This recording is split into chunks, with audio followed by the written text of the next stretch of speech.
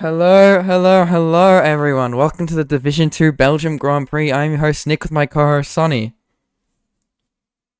We are at the legendary Spa-Francorchamps circuit. It is a sprint weekend at Belgium for this Grand Prix. It is short blast racing, no margin for error, flat out from the lights, all the way to the finish. Arouge, Pouon, and Bonchamont, all heart attacks for the title. Hopes of Cooper Trooper. So every lap counts, and it could swing the pendulum. We're going to run from the top of the standings at the moment. We have Cooper Trooper, followed by Connor OCE and Sick Party. The two Audis really closing in above. Then we have RJ closing up the top four. Then we have Jonathan for the 5th position. And that's all we get to where we start this sprint qualifying session. Do we have any drivers? I believe a McLaren is starting to head out. How are you looking forward to this weekend? Honestly, I'm so excited. Firstly, this is one of my first times commentating Division 2, so obviously anything could happen in this race, and I'm really looking forward to how this race will actually pan out because of what the other divisions will have to look forward to. Yeah, well, at the moment, if we look on the track right now, we have an Alpine of RR Johnny, which I believe is fifth in the standings, if that is correct. And he's going out first to show everyone what he's got, and he is out on the mediums right now. So with the sprint weekends, drivers preferred put the mediums on first because you have a medium and a soft for sprint qualifying, and I believe a one set of soft tires for the for the main sprint, or two sets. Correct me if I'm wrong, but otherwise, some drivers like Winter, Terrence, Trio Voke, the Williams down in P16, the McLaren in P18, and Connor OCE look to have the softs strapped on, ready to go. So whether they actually go out for an out lap or they just let it sit, we'll see. Definitely. At the moment, all the drivers are actually getting out into the qualifying, ready to get going. As the session is restarting, though, I think, or no, they're still got everyone's on mediums actually. So for the session, so very exciting. From what I'm seeing, I think for my predictions of who's gonna win this race, I'm gonna say Sick Party, Connor, and Koopa Trooper. I feel like are gonna be my top three. What about you? That is a very good choice. Now, I have some crazy, crazy stuff to think about. We have the two Audis closing up for that P1 position. They really want to work hard in the Constructors. And actually, would you like to jump on with the Audi for the lap and we can continue this conversation? Yeah, sure. All right, when you're ready. Just starting his lap. Johnny is starting his lap right now. If you want to jump up with Johnny, he is in P3 on the leaderboard right now. Oh. He's going through Eau Rouge. Yep, when you're ready. Oh, that is beautiful. He is heading up all the way through Eau Rouge right now, up that main straight. He has 10% battery. He's on the recharge already. So that is a lot of battery burn, maybe a bit too much as he goes into the braking zone, going through the first right left-hander all the way to, I believe, the flat right-hander. Then he comes down the hill, and we'll just see how much battery he can really save. Going down here, this is a big saver. People get up to 70% around this corner, but it only looks like he's getting up to 60. He's not using all the ability there. Then you have this left-hander. People like to lift for more battery, and we'll see how much he really has going down to this back straight. That's why some people lift around here. Looks like he is, but he looks like he's going to be short on battery for that last bit going down that back straight, where you need about 60%, 70% to really make a move at the end of this, going into the bus stop chicane, sorry. So at the moment, only 50%. Let's see how much he gets. He gets around 60%. How is he going to use it? He's already dropped down to 40, coming out of the right-hander. So we're going to see, will he run out of battery? By the looks of it, yes, before he gets to the bus stop chicane. You really want to be running out of battery straight after this left-hand kink. So I believe Johnny's first lap is not going to be really strong or competitive, but we'll always see. Going into the bus stop chicane, he's going to get around 25 to 30% battery, depending on how good he is. And he gets just above 30. He's going to burn the battery all the way down, and we're going to see the first lap time set on the board, which is a 1:45.1. Really competitive, actually. I feel like better battery management might have set him better. So 1:46.1 for Slushy. So that is almost a second difference, though. If I think that the battery management of Johnny wasn't good, so how was Slushy's? So that's what we got to think about. But we'll get back onto the conversation that we were having on about the two Audis and Koopa Trooper. I have a feeling the two Audis are going to get really feisty trying to catch up to Koopa Trooper at the top, and it's going to end in heartbreak, or Koopa Trooper is going to become a victim of a silly move. 100%. I mean, like, from what we're seeing here, Sick Party is already having incredible battery management. He had about 85% going into that back straight there, which is crucial to getting a really quick lap time because you have no straight mode for most of it. You are basically running on a very low amount of energy because you're trying to conserve throughout the entire lap to even get to that point. So by the time he gets to the back straight, the more you have, and the more efficiently you saved and used your battery across the lap, will get you better lap times. But unfortunately, he was only able to get a 1:46.09.8, which is insane because Johnny didn't have the greatest battery management. He was on 0% for quite a bit of that back straight, and he somehow is still at the fastest time. I mean, it just shows the way you can just have different battery strategies and still get to the very top. But Yeah, it is pretty full on. I do believe Sick Party, if I'm not correct, Sick Party did say he was an Imola merchant, and that comes back to the Imola round that he won last time. But I don't know. He didn't really specify how good he was at this track to me and myself, as we are, as he's my team principal at Audi. So I only hope him for the best, but I believe that battery management will be crucial during the race. 100%. I mean, look, the battery just making up 50% of the engine. It's absolutely crucial to have an astounding knowledge of where you can recharge along the circuit, where you can battle your opponents and still make it out on top while having better battery. I mean, we saw this in the Division 3 race, where the best way to win the race for you was to just hold off the people trying to overtake you by just farming battery and then just holding them off with a 100% full battery, which was a really good strategy from my end, and one pretty much secured your victory, which is great to see. But we'll just have to see what these drivers can do here today. Yeah, it's going to be really interesting to just see how the battery can be used efficiently, because it's the difference between Imola and Spa, in my opinion. This is coming from the reserve round where I was having to go at other people. It's on Imola, you can burn your whole battery down that main straight, and you're still going to have about 30% if you have 100% by the end of the lap. So it doesn't really matter, as long as you have about 70% battery, you will have battery like going into that corner where you will charge up about 30 to 40% anyway coming out of the chicane. So compared to Imola, where you have a lot of battery to spend and a lot of battery to recharge really quickly, Spa is quite the opposite, where if you use your battery correctly, you might catch someone napping. But also, Falcon needs an invite. Sorry, let me get onto that very shortly. But you can really have a look at using your battery through a rouge actually gives you a big boost. Some people use it too early and it ruins it for them. So, could you continue commentating while I get Falcon in the Yeah, lobby, please? easy. So at the moment, I think we're seeing Farjan starting his hot. No, never mind. No, we don't have him on a hot lap. We're also going to be on a hot lap now. So I have quite a few people in the garage. Let's see. Patrick's might be on a hot lap. Let's just see. I don't think so, actually. Okay. Connor hasn't set a lap time yet. But he is just going out on a lap now. He's going for a one-stop flyer on a pair of softs. He is going all or nothing, putting all the chips on the table that he has. Putting on those soft tires, which will give him the maximum amount of grip he can get around the circuit, and seeing what he can do with it. Because if you have the better tires, you're going to have the faster lap time. That's just how it is with the regulations. At the moment, we have a pretty good leaderboard of Johnny, RJ, Farjan, Trio, Kev, Winter, Cooper, Huddy, Jazzy, Red and Daniel Rocks. So quite good top 10.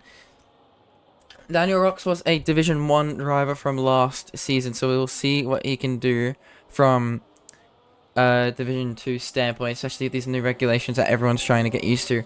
But one of the people that I think is going to win this race, Sick Party, is now going back on his out lap. He is, I think he put on a pair of softs as well. Connor is going, so Sick Party went for the strategy of warming up on the softs and going straight out on the, warming up on the mediums and going straight out on the softs, but then Connor just went straight out on the softs. He's putting everything on the table that he has, all the pace, all the ability, everything he can show today. I mean, we know last race, he got, P8, I mean, P4, he got P4 in the actual race, but then qualified P8. So, I wouldn't know if this is his best way of trying to secure the best lap time, but we'll have to honestly see what he can do here. But he will be starting his lap, and we're going to follow it now. He's going really wide on the exit of the bus stop chicane, full on, down into turn 1, battery down, stopped the boost mode. Let's see what he can do. Going through turn 1, great execution there, 100% on the battery, but never mind, he's actually tapping the boost mode a little bit. He's not using as much boost mode as any of the other drivers, which is great to see. Differing ERS strategies are always interesting. As we go onto the straight now, full boost mode, trying to get the fastest top speed because it's just one of the longest sections of straight mode on the track. Not farming as much battery as I thought he would into that turn 5 section there. I mean, He's weapon validated for Connor. oh my, yeah, He's he going to be actually starting has. last. He is going to be starting last unless he can get his battery charged up and he can go around. How much fuel does he have left? If you under fuel, you're not doing another lap. He doesn't have a warning on his car, so I think he has enough fuel. So that's lucky for him. So, I think he knew that like he might have cooked the first lap, so he's gonna go. He might need to go around. That's very good to see. I don't know a lot about his qualifying performance from his last results. It does not seem to be his strongest area. So I don't know if going onto the softs straight away was the best play there. But we'll Johnny always... improves again. He does. He's going for a 144.638. That's crazy. And Whoa. that is a massive margin. That he must be one of the this must be one of his top tracks. Have we seen any other performances from him like this recently? I need to have a look in the books. But honestly, this is looking like he could have reserved for Div 1 and done really well by looks of these pace. So hopefully he can carry this performance out to the next track. 100%. I mean, from what we're seeing now, we do have RJ on a lap if you would like to go with that. Yes, I would love to head onto that. He's heading into the downhill section now with about 45% battery. So by looks of it, he might be getting 70% on the exit with the battery, and then he can go all the way to this left-hander coming up, and he can just cruise around. He's definitely going to get 70%. He burns a little bit, going towards a Rouge now. No, sorry, not a Rouge. He's heading down towards this corner where he doesn't lift, where people normally lift to gain more battery. So that might put him on the back foot where he needs a battery to just boost down this straight. So it's been, if you have a look down that small straight, that you lose a lot of time if you don't actually boost out of that corner. He's going through these sections with 65% battery, so he might be at risk. Oh, good saving there, actually. All the way up to 79%. He's going to boost all the way out of this right-hander. We're going to see if he can get past that kink, that left-hand kink that I was mentioning before. If you do not have enough boost to get around that corner, then you are going to be lacking going into this overtake mode. He just runs out of battery, so whether this is an improvement, we're about to find out. At the moment, it's 135, just going into the chicane. At this apex, it's a 138. 140, he's exiting. Will this be breaking pole? 144, crossing the line. 144.9. Ooh, that is not ideal. However, this is just the sprint, so everyone might still have a little bit of a cold tires, cold feet, cold hands. Let's see what they can do in the sprint, and then we'll actually get to the hard qualifying later on today. Remember, this is a sprint weekend, which means we'll have a sprint quali, in the race, and then an actual the sprint quali, sprint race, and then another quali, and then the actual race. So excellent. Connor only getting P18. Just sorry to cut you off there. Connor, so this is the moment in the championship where only a couple points for P1 or a couple points for finishing in the points here in the sprint, but that is crucial. You'll find at the end of the season, if he loses by 8 points, 6 points, 3 points, at the end of the championship, or the Constructors has lost by that small amount of points, you can look back at Spa and go, this is where Connor let the team down. This is where Connor let his championship hopes down, where you got his teammate, Sick Party, all the way up in P5, and then you have Johnny all the way up in P1, where the other Audi is P21. I mean, definitely. I still say this. I mean, him going out full on just on softs was not the play. It really wasn't. I mean, Sick Party going out on the mediums gave himself a chance to warm up, see what he can do on his lap, and then go out on the softs and put out an astounding lap. But going straight out on the softs was not the play, in my opinion. I mean, yeah, should have got a warm-up lap in. That's just unfortunate there. indeed. But yeah, it is an Alpine sandwich, and I'll quickly, just in case, I'll get all the standings if you want to talk about the current leaders. So yeah, we do have Johnny and RJ and Koopa Trooper. Koopa Trooper was my third place pick. So this is at the moment following the story. Daniel Rock's in 12th, not the best result you want to see.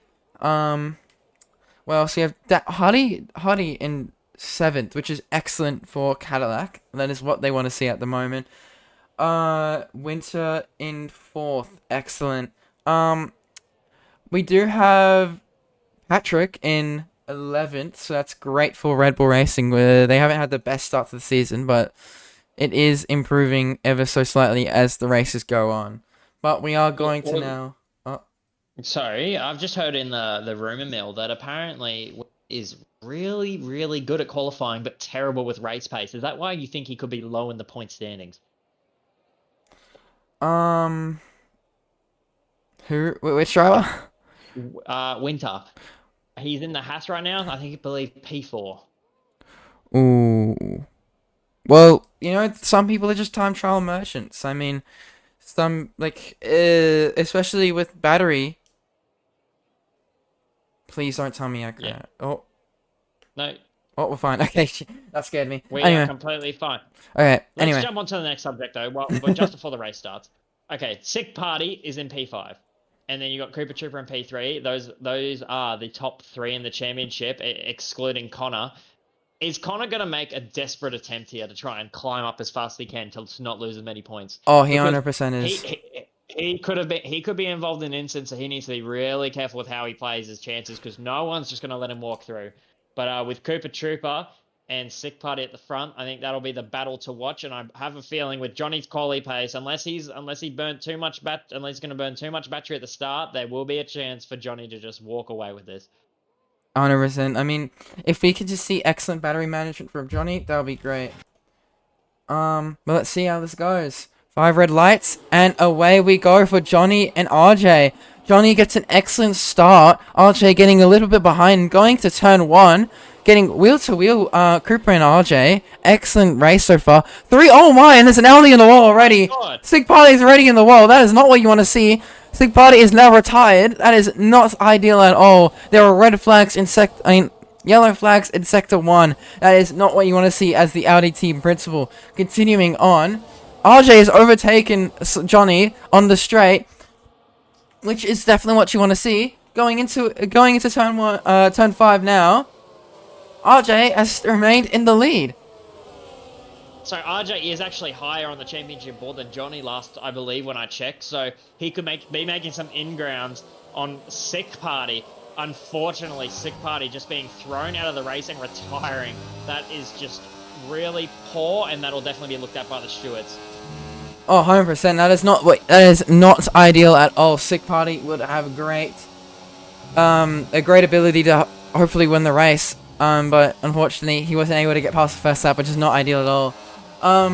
So we have RJ making up 1 position, Farjan making up 3 positions on the start, Jazz making up 2 positions, Connor making up 5 positions on the start. Remember how we were talking about how is Connor gonna get the best start possible to overtake many people? He just did. He overtook 5 people going into the start, which is excellent. Now, this is where we really got to start paying attention to the battery usage. If you look at the McLaren behind that's made up a couple of positions, he's got lower battery to the cars around him. And then you have RJ in the Ferrari with way lower battery than Johnny. And now Johnny has overtake mode. So this Ferrari better start saving some battery because he is going to be overtaken down the straight. Oh, this is not what you want to see from RJ. I mean, he just got the fastest lap on in the first lap, which is a really, really indicative sign that he was using the most battery there.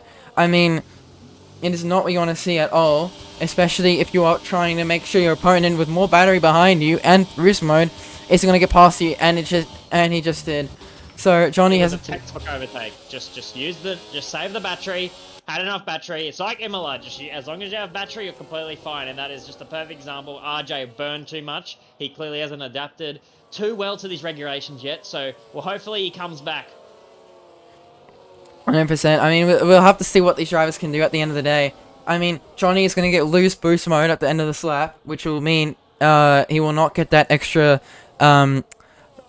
essentially boost to his top speed to overtake people on straights. So it's not ideal. But can we talk about Connor for a second? Connor is in P10.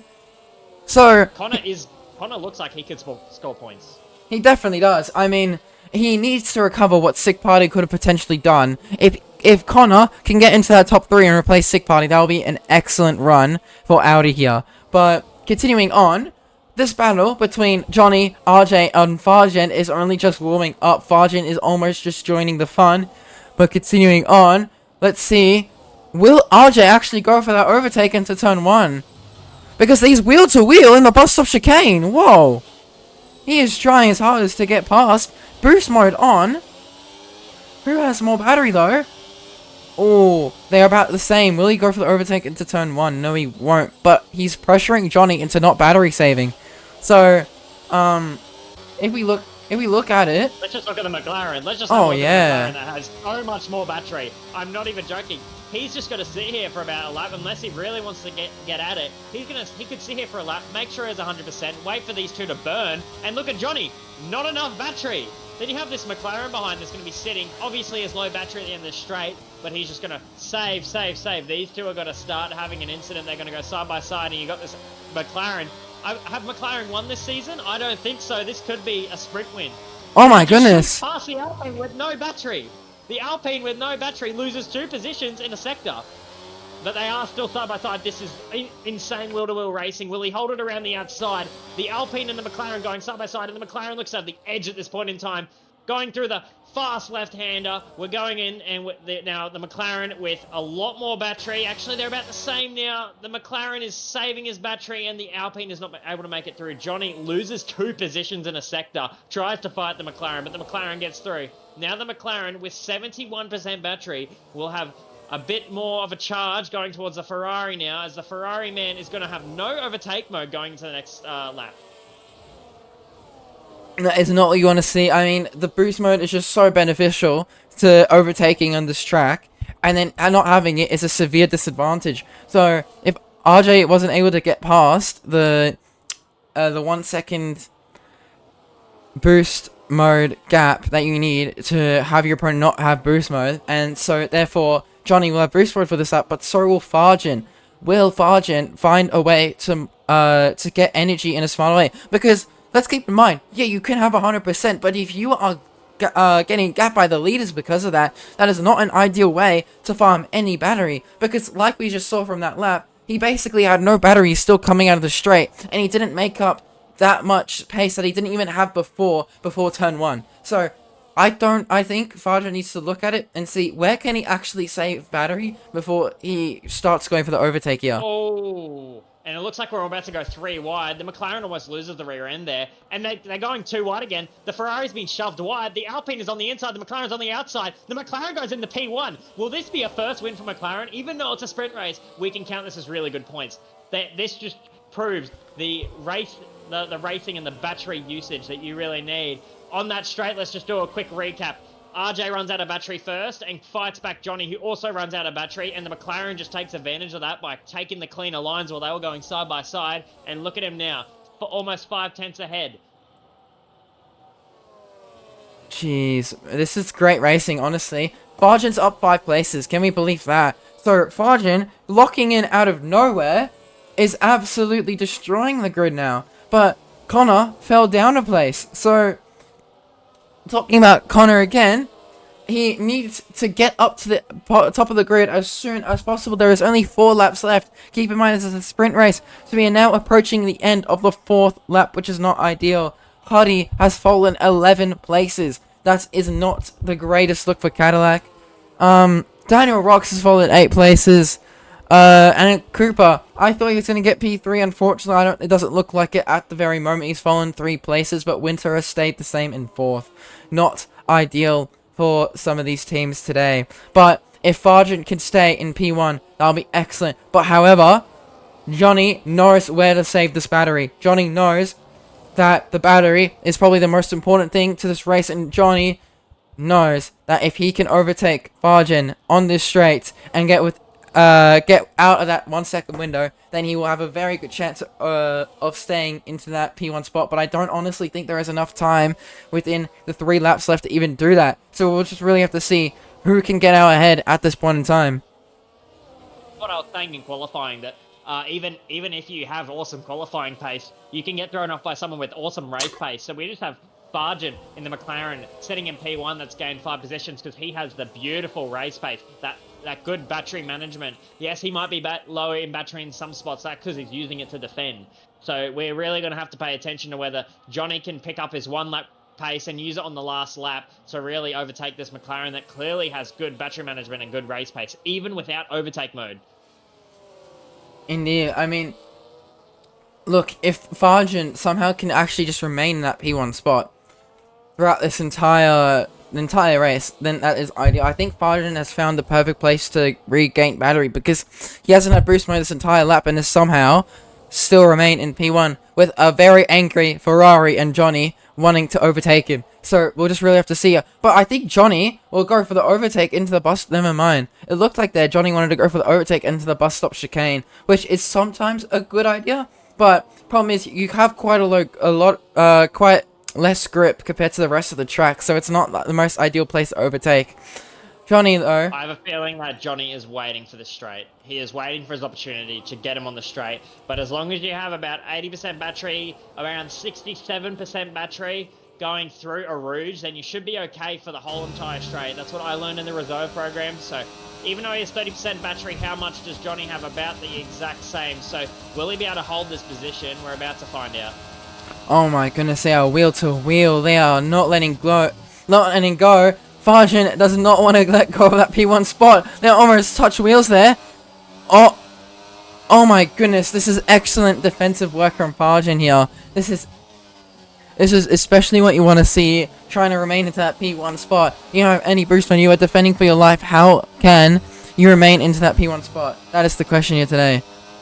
I'm starting to look at RJ, and I feel like the only reason he's here is because they're battling, so he could really, if we're looking at his race pace over the full 50%, I feel like he might even fall into the hands of Winter. So let's just have a look into the next race. It'll be pretty interesting. If you really want to jump to a battle, how about you jump and look at P4 and look at the train that Winter has collected as well. If you really want to have a look at a battle before we get back to the main straight of P1. Yeah, that is an interesting battle there. Yeah, 4 people going at it, so I reckon we'll get some 2 wide moments coming into the chicane. Has Winter saved up enough battery? That is the question. It looks like he's able to battery manage. He's got about 30% going into that left-hand kink, so he's done well, really well. But you got to be really smart, because if you burn too much on this straight, you won't have enough to defend going up the main straight. That is why Spa, I find, is really hard to manage. As the Aston cuts the whole corner, somehow doesn't get a penalty. That is really lucky. My goodness. I'm just mesmerized by this racing here. I mean, this is coming from Division 3, which has all of its pros and has all of its good racing. But these guys are in another division. Literally. Let's have a look at the top 3 again. I mean, it is great racing from what we're seeing here. It's like, the fact that these top 3 have been fighting for so hard for so long, and somehow no one's crashed out yet, in the, well, other than Sick Party, is quite astounding and great racing to see here today. I mean, we are getting very close to the end of this race, so we're really just gonna see who's gonna top out, who's gonna win this race, and that is what we're gonna find out now. Yeah. This long straight that we're going to go on to is going to really decide it. It doesn't matter who has overtake mode, as long as you have the battery. We're going to find out as Patrick gets a penalty. That's someone in the top 10, so that will probably take out his chances of scoring any points. But we're going to have a look, and I see a fuel indicator light on the McLaren. So does he have enough? Terrence needs invite. 1 second, but does he have enough fuel to finish the race? This is a big question. So, I think he will. Some people like underfueling for these tracks because they often find that the fact when they glide, they don't really end up using fuel, and they need to recharge the battery quite often, so they can underfuel to get more speed, because the less mass you carry, the faster you'll go in acceleration. So it's just like it's really just beneficial to carry less fuel, but that fuel light is blinking red. Will he survive till the end of this race? I mean, if you underfuel too much, you won't survive till the end of the race. So, we'll have to see here. But Johnny is going to try his hardest. Can he remain? And can he stay in that P1 spot? Now, I'm assuming what Johnny's going to do now try his hardest to regain as much battery here as possible. Like, he's going very slow into these slow corners to try and regain as much battery as possible, because if he can maintain that back straight with as much battery as possible, then he's basically fine. His opponents in the back can't really do much when he's going so slow in the sections they can't really overtake him. So you can just see if Fargen is just looking at the back of his gearbox for probably this past lap. He can't really overtake, but never mind. Johnny has made a critical error. He thought he couldn't go for the overtake there, but he just did anyway, but it has a little bit of a slide. So, the question is... Change it to broadcast, please. Change it to broadcast. Oh. Camera settings, broadcast. That's what people ask. Okay.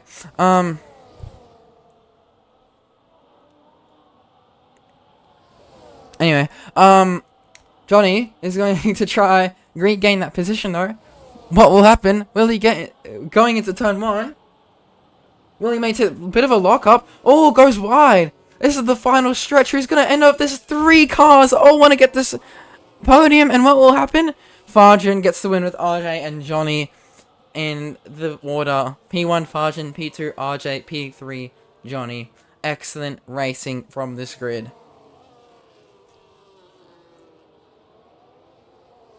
Yeah, that was an amazing race. Unfortunately, just a wide broadcast. We need Terrence to accept my friend request so he can be added back to the server unless someone else wants to invite him back. But otherwise, the McLaren winning on that race pace and Johnny dropping to P3 after getting pole by such a large margin. So it is a really interesting finish, and Winter proving me wrong and staying in that top position. So maybe he's learning some race pace here and there.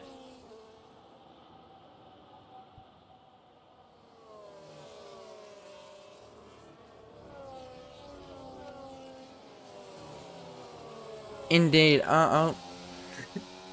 So, this is very great racing. However, I think we're going into a new lobby now for the new quali and actual race.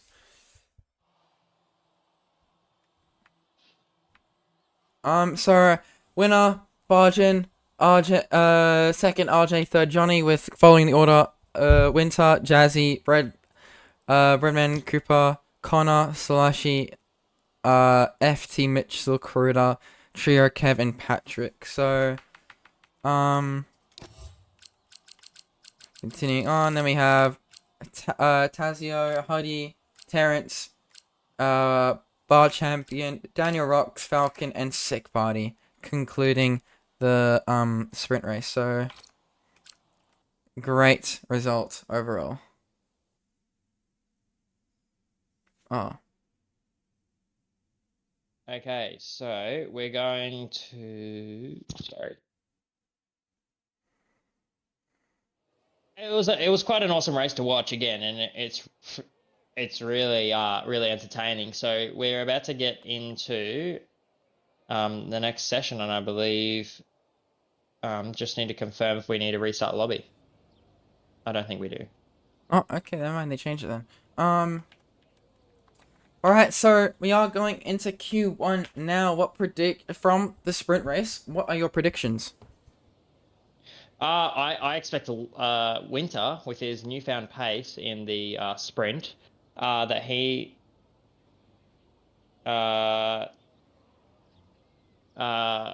sorry. Nick, contact SJ.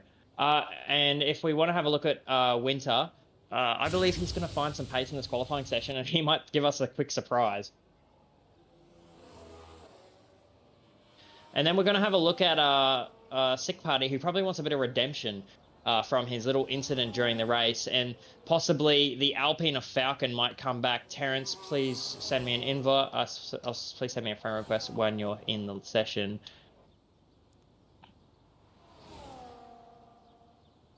Then we also can have a look at Johnny, who might want some redemption after the race, and I believe his race pace has improved clearly after that race. He unfortunately dropped to P3. He must have run out of battery during that battle. And then who else? I believe that Daniel Rocks might be able to improve.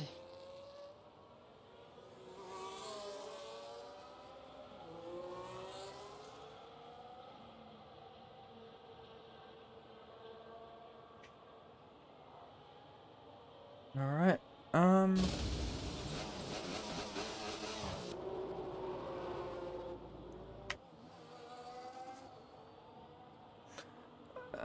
So starting qualifying now. We're gonna see a few drivers get on their outlaps now. We're gonna have Johnny Huddy on the outlaps. Let's get some details up.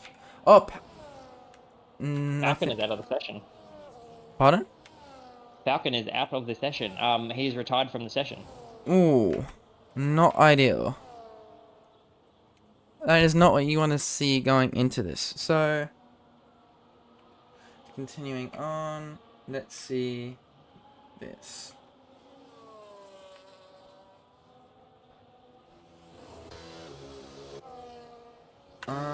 He had a quali ban. I've just gone from I've just gotten the information of. So Falcon has had a qualifying ban that he is having to spend. So he's going to start the race last, and he started the sprint last.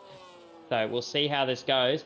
But if you really want to pin some attention on the Sick Party here, he's got some work to do. He's lost a lot of points where he would have scored. So we really got to think about what's going to happen here. Is he going to be able to light the track up? And he's going out for a soft run very shortly. There's a couple of people on an outlap. I believe the McLaren is already on a lap. If you would like to swap to that tab. Yep. The McLaren in Champion 10. He is on a lap, and we'll get the onboard right now and start commentating his lap as he goes through a rouge onto that long straight. We can start having a look at his telemetry and his battery. He's on 60% right now, 50%. It looks like he's got some pretty healthy battery usage. As we're going into the quick right left-hander, he gets off the accelerator. He's saving a bit more battery, so he's got 70%, and as he invalidates going over the white lines of the track. So that is very unfortunate.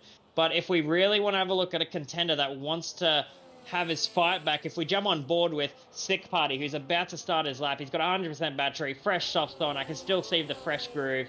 He is down in P20, but he wants some redemption arc. Indeed, we'd like to. I'll run this through this lap as I was cut short with the McLaren. He hasn't burned any battery yet. As he crosses the line, he burns down. He stops burning the battery at 70%.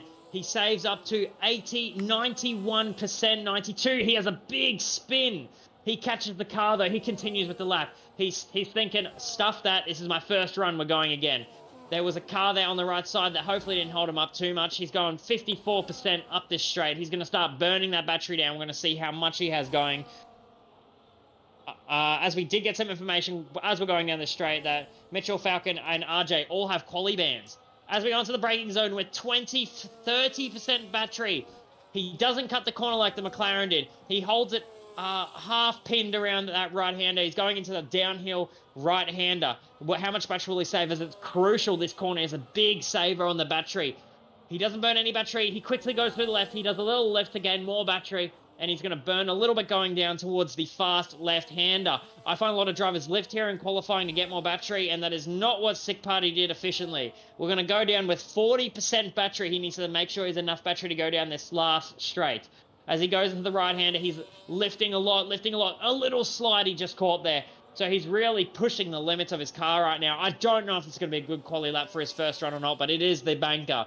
He has about 79% going through this right-hander. He's going to push all the way, and all he needs is enough battery to get to his where the wings open. He just needs to get around this kink to open his wings, and he should be okay. He's going to have 1% battery. He gets around the corner, running out of battery, but his straight line mode opens. He goes into the braking zone now. He's going to charge up about 30% battery, try and push to the line. Johnny sets another astonishing lap at a 45. I think he did a 44 last time. And we cross the line, and Sick Party can only do a 46.4. So that's something that a Div 3 driver would do in the top 10. So he will definitely be wanting to improve. He'd made a couple mistakes on that lap, so we'll definitely see how he goes. Indeed. I mean, not ideal. Especially coming back from that sprint quali. Wait, no.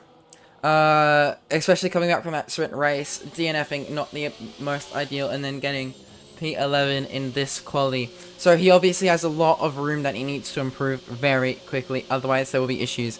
But anyway, continuing on. We have Kev with a really good time at the moment, a lot better than his sprint quali time.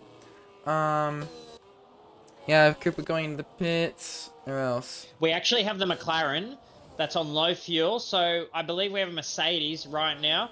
The Mercedes in P13 is about to set a lap. If you want to jump on board with them, it is FT Bang use. If you want to jump on with him, he has 25% battery. Easy. He's burning all Oh, the oh. way down towards the left kink. He's not burning his battery now. He's gotten off the battery. Will he use it now? He's going to use it in the straight line mode. Will that give him a boost? It looks like it has. Is he going to have to brake any earlier? Will he hit this apex? He hits it. He could have jumped it a little bit more. The second apex was awesome. He gets back on the power. Where will this put him? To P7. Do we know where he qualified in the sprint race? Let me get up the thing where he qualified in the sprint race. He qualified in the sprint race in P15. So that is already a big improvement. So we'll see how the session goes on. Indeed. Continuing on, we have Daniel Rocks on an outlap. Let's see what definitely he can do. But he is actually starting his lap, so I'm just going to go on with him. So, starting through, going to have 80%, 90, oh my goodness, getting up almost to 100%, getting out of turn 1, full speed ahead. I'm gonna get onto that boost mode, going up Eau Rouge now, then Radeon, continuing down the straight mode on, boost mode on. Let's see what he can do. Trying to get the best top speed he can for that straight there. Going to 330 kilometers an hour, then saving a bit of battery at the end. Trying to cover a lot of battery through turn 5, turn 6, now turn 7. Going down, turn 8 now. So far, his battery management has been pretty alright. This is so far an alright lap for him. Continuing on, I mean, from what we're seeing here, he hasn't made any critical mistakes yet. So it's always great to see from these drivers. Going past turn 11 now. What will he do? Ooh. Rocks is a driver that has been up and coming. He is very aggressive behind the wheel, like loves the overtake, loves to defend. He hasn't been very quick this weekend, but I've seen him being very quick. He has so much potential. If he can just put it in the right place at the right time, then he'd just be one of our top drivers here at Rush. So he was Div 1 last season, I believe. Now he's dropped down to Div 2 due to the car regulations, and he puts on the straight line mode. And as you can see, if you look down at the speedo, he was doing about 10 kilometers per hour slower than the Mercedes that saved his battery for the straight line mode. So maybe that's a strategy that people should be using for their final runs, but actually jumps him all the way up to P6 position, and the Mercedes was P8. So there are differing battery strategies all around the lap. 100%. I mean, especially what we see from Jono. When people will have different battery strategies, some of them will be better than others, and whoever gets the best battery strategy will end up into that P1 spot just because of how crucial it is to these regulations. I mean, that's what we saw with Jono, that's what we saw with Daniel Rock. So it really just shows that you have to just be the best of the battery you can, otherwise you just end up losing. Well, I'm just on board with a Hast right now of Huddy Goat, and I'm just trying to see if he's on a lap right now. He's on 1 lap old tyres, so whether he's going to the pits or not, or whether he's pushing, he looks like he is on a push lap right now. So if you want to jump on board with him, he is in the Cadillac, so that is SJ's team. So we'll have a look to see how he is going. He looks to be definitely on a push lap as he burned too much battery out of that right hander. I usually find people with a bit more battery. He's going to be cutting it close with the battery. He runs out before the kink, a good 300 meters, 400 meters before the kink. He turns in left, puts on the battery with 0%. Straight line mode, definitely a big straight line speed difference considering he ran out of battery. He's going to charge up the battery, hit the left. That was a little bit late on the turn in for the second apex. Crossing the line and does not improve. Not ideal, especially since we know what Huddy is capable of, especially from his last season in Div 3. Now, if he can nail that battery there, because we saw how much extra battery he kind of had near the end, he saved a little bit too much. So if he can nail that battery and get as much speed out of it as possible, then maybe we'll see some greater lap times from him. But continuing on, I mean, we're now seeing alternate drivers get into the pits and start getting ready for the next lap. So Krupa is now finishing his lap. Going out of the final corner, full battery, full boost on the battery. Let's see what he gets. He's a 144.817. That is provisional pole. Provisional pole. That is excellent. Excellent amount of skills from Krupa there, giving great racing. Continuing on. Yeah, my concern is Johnny. Johnny is totally. I feel like Johnny is going to flog that out of the water. But then you got to have a look at Sick Party that DNF'd in the racing. Where is he? He's only. Where is Sick Party dropped to? So Sick Party's pick 17. But like, he is on a flying lap if you want to jump on board with him. He is improving a lot on that flying lap too. So we really have to see how much if he is on a bit of a low battery, so he really needs to save in this final corner if he wants to get a really good exit. Ooh. So he didn't. It's gonna cut it close. It will cut it close. Definitely will. 20% battery. It's gonna. I don't know. I don't think he's gonna have enough battery to do a positive lap. He's run out the exact same spot as that driver before, Huddy, in the Cadillac. So it's really gonna limit him on this run, and you can lose up to 4/10 if you don't use your battery correctly. Just on this back straight here. So that is make or break considering how close these grids are. And amazing jobs to the Stewarts and at Rush for putting people in the right category. But he jumps up to P7. Whoa. So that is pretty good from Sick Party, but I will expect better coming into the final lap that he'll be doing. Connor OCE is in the same kind of position. I mean, we are seeing consistently an issue where he, I think, starts qualifying is too overconfident, thinking that he's really, and then goes really quickly into the corners. Maybe doesn't brake enough. Maybe has a bit of a different P15. strategy. Yeah, so that is really disappointing. It's not his qualifying performance is not ideal. It definitely just isn't. But some people just aren't good at qualifying. Some people are, and we have all different types of people on the circuit. For example, Winter's really good at qualifying, not as good in the race. Connor's the complete opposite. He's much better in the race than he is at quali. So we'll just have to see what can he do to cover positions, because we saw in the sprint race, in just 8 laps, he was able to recover about 10 positions. So that's all we'll have to see tonight. Will he be able to recover all those positions that he actually needs? However, and as we look at the sprint race winner, that actually just has gone to pole position. Oh, that's an excellent outview for him. Yeah, so these times are getting quicker and quicker, but Johnny, I think, still did a quicker time than that in the sprint quali. I'm just trying to see if anyone's on a lap, but I think Terrence is the only one that's actually about to go start a lap, and he is coming down the hill now. Alright, let's go on board with him. Would I like to take it off? Yeah, well, we'll just have a chat while we're here, because he's the only driver from what I'm looking at that is about to start a lap. Yep, he is the only driver that is going to start a lap. I'll go all the way through with him, and then you'll start with the next driver. We have 3 minutes and 8 seconds left of this qualifying session, and it's about to get really busy, so we're going to have to watch out as Terrence may be impeded. He's kind of come out in the sweet spot where the track's really clear for about 2 more minutes. Oh, no, probably about a minute, and then everyone's going to hurry out the pits, and someone might miss out coming across the line, but Terrence is really taking a sweet time to get to the line. I mean, it is all about the warm-up, so if he can get... if he can relax his body as much as possible, ready to get into that position to do a qualifying lap, then, you know, we'll just see. Will he be able to get a really good spot? He is warming. It seems like he's weaving to one of his tires now, but he's going to go into the last, into the bus stop chicane, so I'll let you take it away.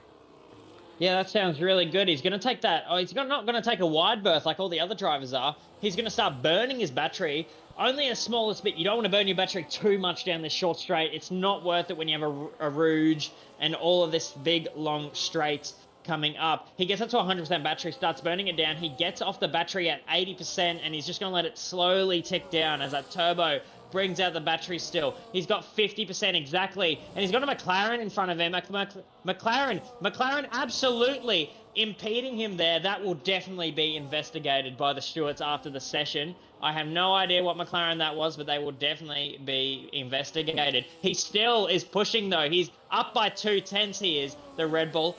of Terrence, and he's going to be pushing around the corners with 40% battery to his name. He's getting off the throttle really early there to try and get more battery. He's got around 65%. He's got this left-handed kink where he can save a little bit more. He saved a little bit. He's got up almost to 70%, 60%. He's put it in medium mode by the looks of it, and he's just getting around. He's going to save around this corner a little bit.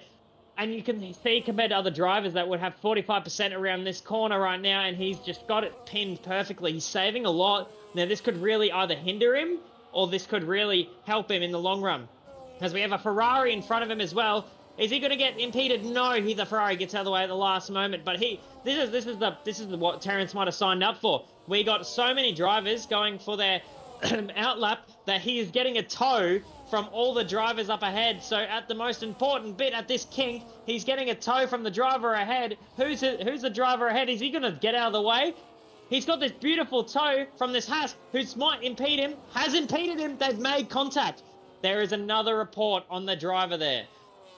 There was 2 drivers that have seriously impeded him that are definitely going to be looked at by the stewards, and he hasn't improved by half a tenth due to that. Not ideal. But anyway, so our top 2 are now starting the lap, so we're going to go on board with Johnny. I mean, Johnny will definitely want this P1, but he's going to go into turn 1 with 70% of his battery. He's burning all the way down. Whoa. This is definitely an ERS strategy I've not seen yet. So he's on boost mode for what almost going to be for almost the entire Sector 1. Whoa, this is definitely an interesting strategy. Finally getting off the battery. 322 kilometers an hour. Bit less than the other top speed of the other drivers. He's gonna have to save a lot in these other sections to try match the battery of these other drivers in Sector 3, especially with that back straight. But Johnny, from what we saw in the sprint race, he is able to save battery in places other people are not able to. So it really just depends. Will he be able to do that? But he is going to be going into that large, very high-speed left-hander, not getting off the throttle, even getting on the throttle, getting on the ERS, got 40% now, gonna recover even more, going down into the left and right-handers, in terms of turn 12, turn 13, going down to turn 14, he's at 70%, going into turn 15 now, full speed ahead. This is the back straight. This is all or nothing. This is the final lap of qualifying he can possibly do to try secure that position, that P1 spot there. Will he be able to do it? Trio and Krupa have already succumbed to the finish line. So we are now going into the final bus stop chicane for Johnny. Will he be able to guess the P1 spot? Going into it, and he gets a P1 spot by less than 200ths of a second. Great. I mean, 2100ths of a second. This is great racing from Johnny here. What a lap to be on board with. That was absolute cinema there. Terrence getting impeded, that really stuffed him over. He was actually up on his time, so I'm really disappointed for that. Yeah, it's not ideal. All the traffic getting out was not ideal, and people need to be more aware of the drivers around them, because this might become a consistent issue. This might become a consistent issue over the weekend, as everyone likes to go as late as possible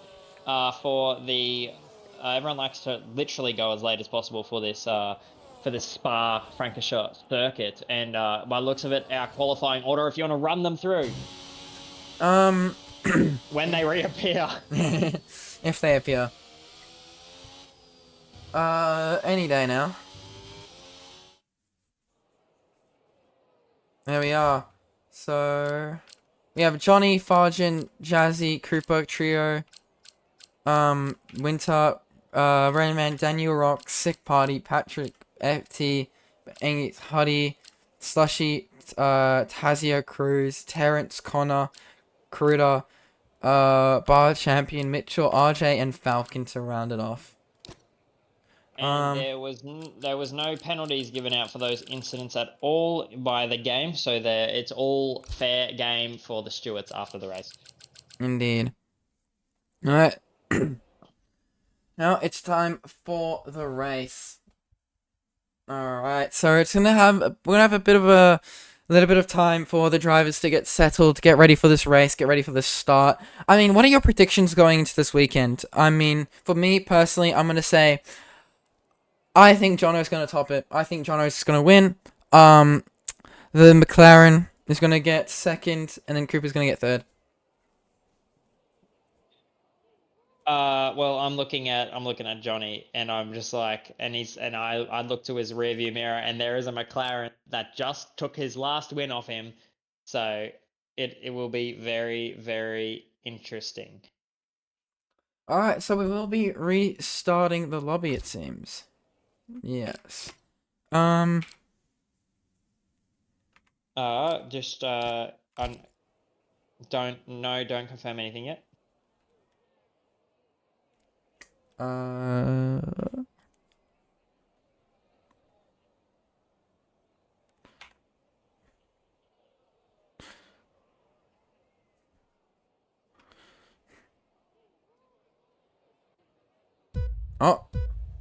Let's just start this race. Yes, It is yeah. a lobby reset, yeah. Yeah, definitely reset. is It is a reset. It is definitely a reset. I'm turning that into a GIF. I'm turning that into a GIF. Oh, that is actually really funny. Oh, say that to me once you're finished. That is excellent. Yeah, that is really funny. Oh my days. Alright, anyway. So, we'll get back to you once the lobby is restarted. Can we go to the start?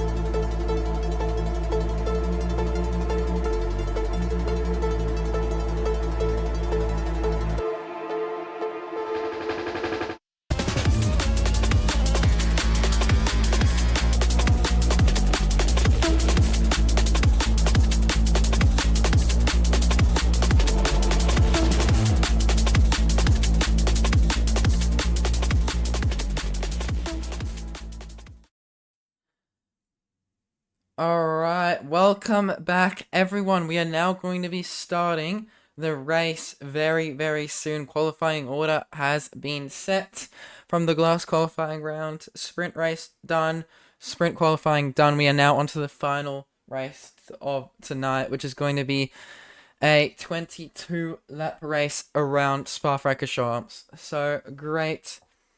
It's going to be a great night and a great day for some racing. But let's get to the stream.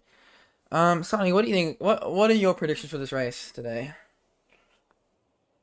I have a feeling that Winter is going to have an absolute send into turn one. And he's actually going to take the lead. I have a feeling Winter is going to take the lead.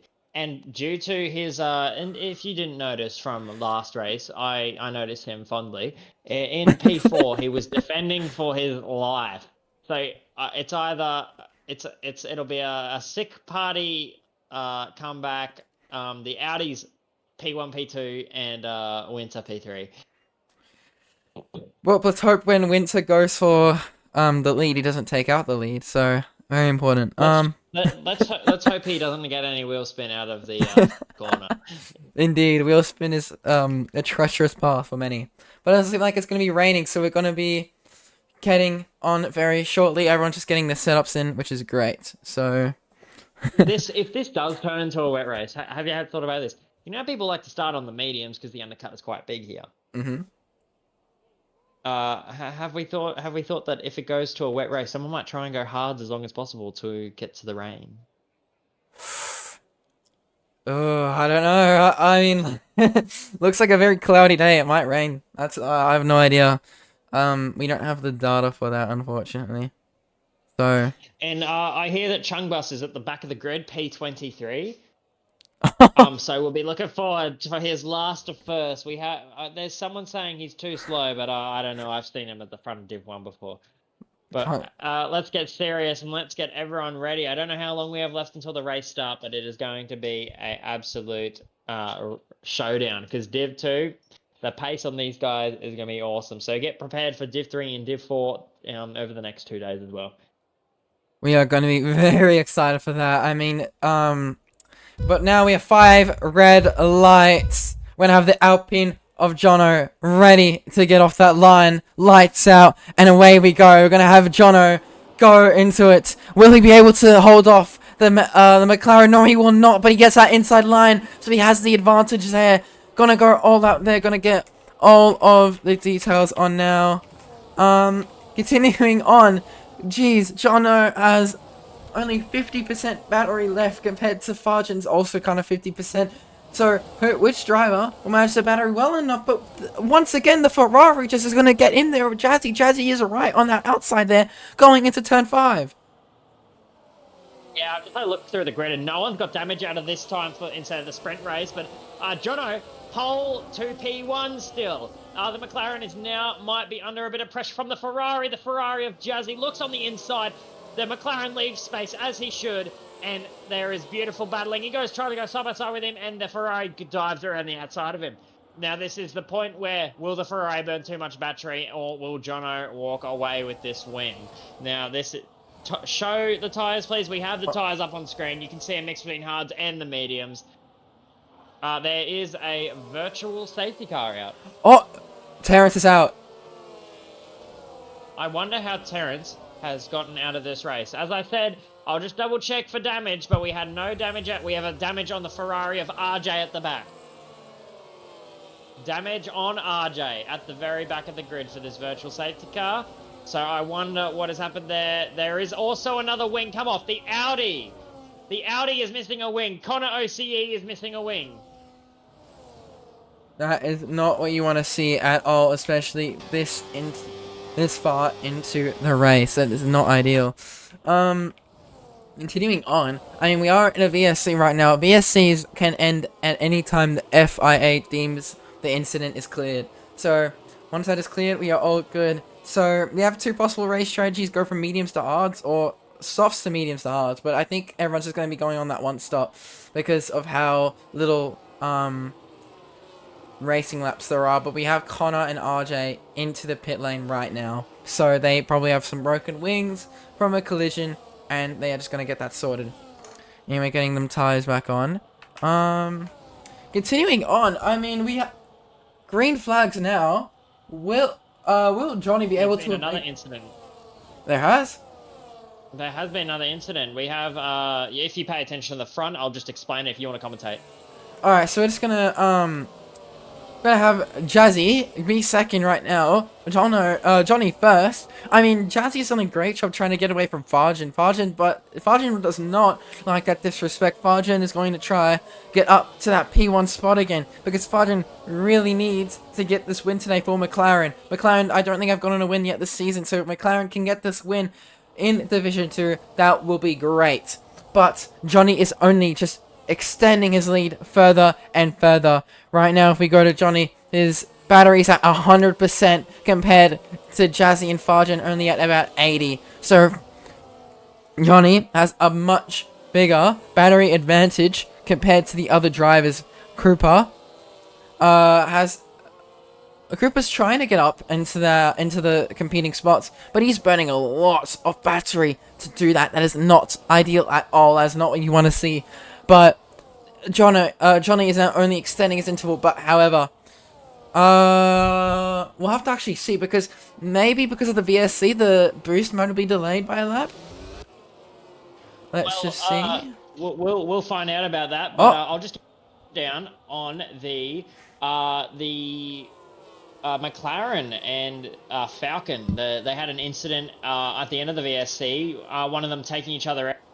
Falcon actually trying to, from what my point of view is, I have the clip and they'll be sent straight through the stewards of him trying to break off his wing.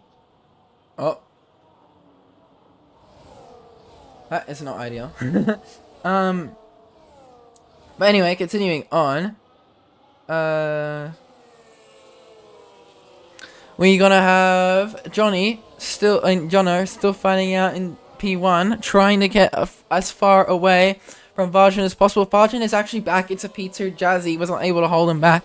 So I think Johnny might be doing the same Imola strat. What if he just manages his battery well enough to where he farms battery where the others can't overtake him, but then he has 100% in the places where they can overtake him, and he just abuses that battery to the point where, well, they just run out of battery trying to chase him, and then it's over. So I think that's what's going to happen here. Johnny's just going to maintain that lead purely because I don't think that boost mode is powerful enough against someone who is not able to be overtaken around certain parts of the track, especially like turns 9, turns 11, turns 10, turn 12, 13, turn 14, and turn 15. You're not really going to be able to overtake there. And especially in the bus stop chicane, I think if Johnny goes really slow here, he's going to be able to farm a lot more battery than Farjan and Jazzy, because they don't really understand what Johnny's going to end up doing, because the lead car has control of the race. That is a big thing with racing. If the lead car will forever have control of the people behind them, especially in the places where they cannot be overtaken. So we're just going to see through here. We're going to see how Johnny has about 50% battery. If we go to the other drivers, they only about have 40 and 30% battery compared to Johnny. So that's just the idea, right?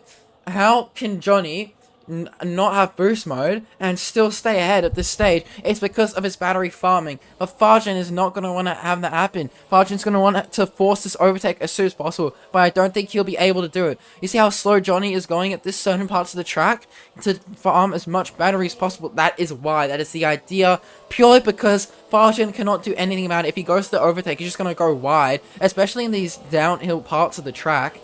You don't have much grip on the front tires because of gravity, essentially. So and the fact that they are low speed as well, so the wings don't do much, as well as the wings this season aren't doing a lot because well, they're doing about the same maybe, but there's no ground effect anymore, so the bottoms on the car are not producing downforce for the car, which means the fronts the front tires will have even less grip compared to last regulations. So that's why Johnny is just going to be able to probably stay in this lead at the moment. But he is abandoning the strategy, it looks like, because he does only have 30% now. That is not... Actually, no, he is technically at the end of a straight, so we'll just see what he can do now. Arming up as much battery as possible. He's trying to gonna get to 70%. Excellent. But now he has a person behind him that is 3 turns away from him. But let's actually go down to P6 and P7 because these guys are having the battle of their life. They're going wheel to wheel basically into turn 1. Winter and Daniel Rock. It is absolutely amazing racing. I actually was having a look at it before you moved over to it. They were actually doing, there was a double switchback. Daniel Rocks pulled off a double switchback just as you pulled over to them. So absolutely astonishing move. And I'll just run you through. While it's my turn here, we have the McLaren and the Alpine going toe-to-toe. And I'll run through this order right now. So we have the only positions made up as of now is P1 has made up 1 position. Johnny has lost 1 position. The Ferrari stay in the same position. Cooper Trooper in the same position. Daniel Rocks has made up 3 positions, but if we jumped him right now, the Aston Martin has just dived absolutely down the inside. So he's actually only gained 2 positions. The Aston Martin's gained 2 positions, and Stick Party's gained 2. From then on, we mainly have 1 or 2 positions gained, beside the Cadillac of Mitchell, who's gained 5. So this is very interesting racing as we go through the corners. 100%. I mean, so from what we see, remember how Connor was meant to be that person who is not very good at qualifying but ends up getting as many places as possible? Unfortunately, because of the start of the race, he ended up getting damage, which means now he's at P18 battling trying to get past an RJ, essentially. These 2 really fast drivers are only in P17 and P18. And problem is with battling is that it doesn't increase your time. It actually ends up slowing you down unless you perfect it. So, it is not what you see from... That's not what you want to see from this stage of racing.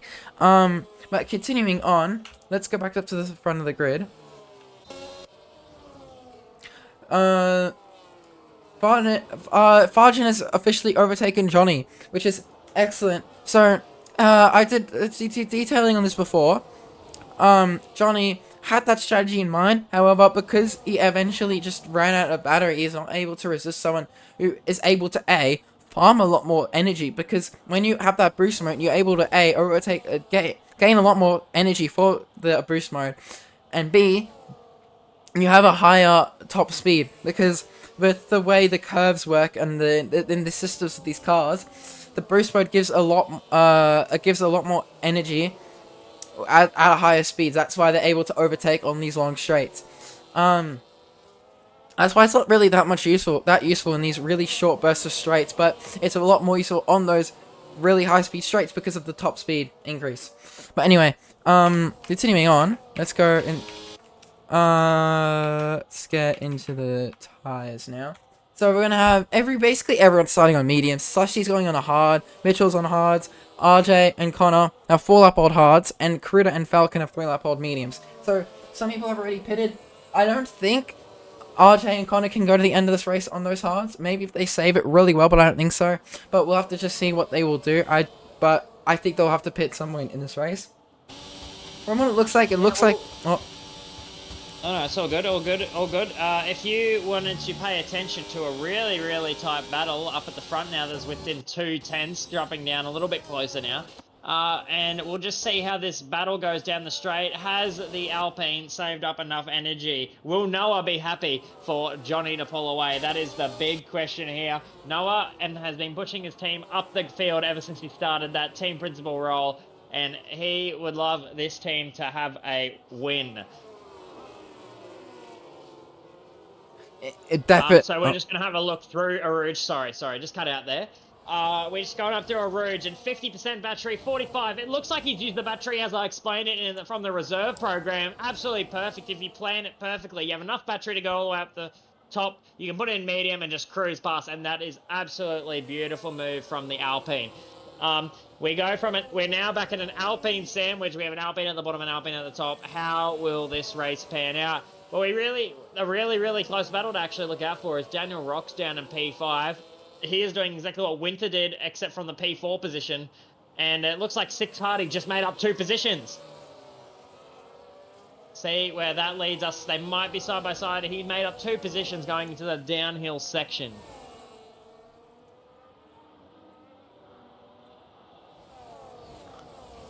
I mean, this is overall just great racing from what we're seeing. I mean, Daniel Rox's skill and racecraft has significantly improved, and we're just seeing that as these races go on.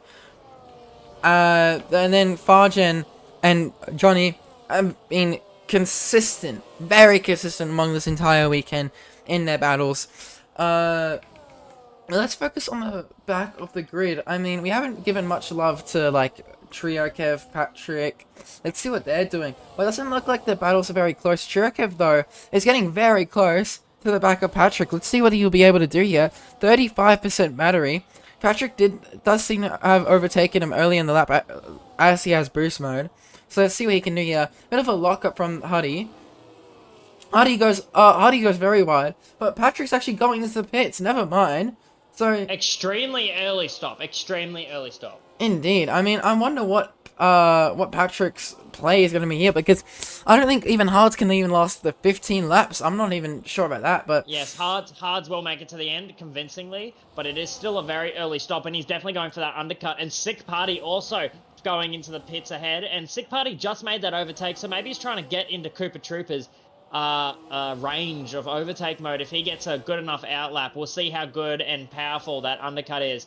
But if we're looking at that standings, just from that decision of Sick Party to pit now, and he actually has 7-second gap to the Williams ahead. So that decision right there to pit, to put him into some fresh air, might have been awesome right now, because if Cooper Trooper pits, I believe he'll be stuck in the air of the dirty air of the Williams. So this will just heat up as the race goes down to the wire. We'll find out if the championship contenders have a contact moment or not. indeed. But for the most part in this race, it's actually been pretty good. But I think for the most part, Jazzy is out with the contention for the top 3. As Farjan and Johnny just will keep boost chickening each other, the way that one will get boost mode, so one will end up going faster than the other will get boost mode. It will just continually go through throughout the race. So then at some point, Jazzy will just not really have any opportunity to even catch up to these two, unless Johnny is going for the pits now. Wait, Johnny is going into the pits in lap 7. So shockingly, Cooper Trooper stays out as well. So Johnny's gonna look to undercut the entire top 3. Will he be able to do it going into the pits now? He's going for Hards, it looks like. Now keep an eye out pit. for Sick Party as well. He is in no contention to lead this race, but if we can look how close the gap is for that undercut, then we can kind of have a look at if Sick Party has undercutted Cooper Trooper. So we'll look at that party. It's around 5.6 seconds. 7 seconds coming out of the pits. So if we can really start to do the math and crunch the numbers, I believe that Sick Party, with that 2-lap undercut, will be really close to par with Cooper Trooper on exit. I don't know. It's going to be really tough to judge. I mean, from the gap to leader thing, score, from what we see here, the pit stop was worth about 20 seconds or so. So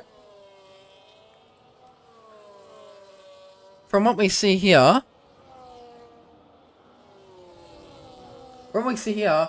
if Farjan pits now, it's not going to be ideal for him. Do you think it is better if Farjan just stays out for longer and maybe extends his time on the mediums? I believe he needs to pit as soon as possible. It is 17-second pit loss, I'm hearing. And if we got to have a look at the numbers here. Cooper Trooper will have a 2-second gap to Sick Party. And then we'll have a Farjan all the way down to Johnny. Johnny will just be ahead by about a second. I see. So, that's good though. So, if Johnny can get out of that gap there, that will be excellent for the race. So, because that boost mode is just so powerful at some stage in the race. But, Winter is now our new leader of this race.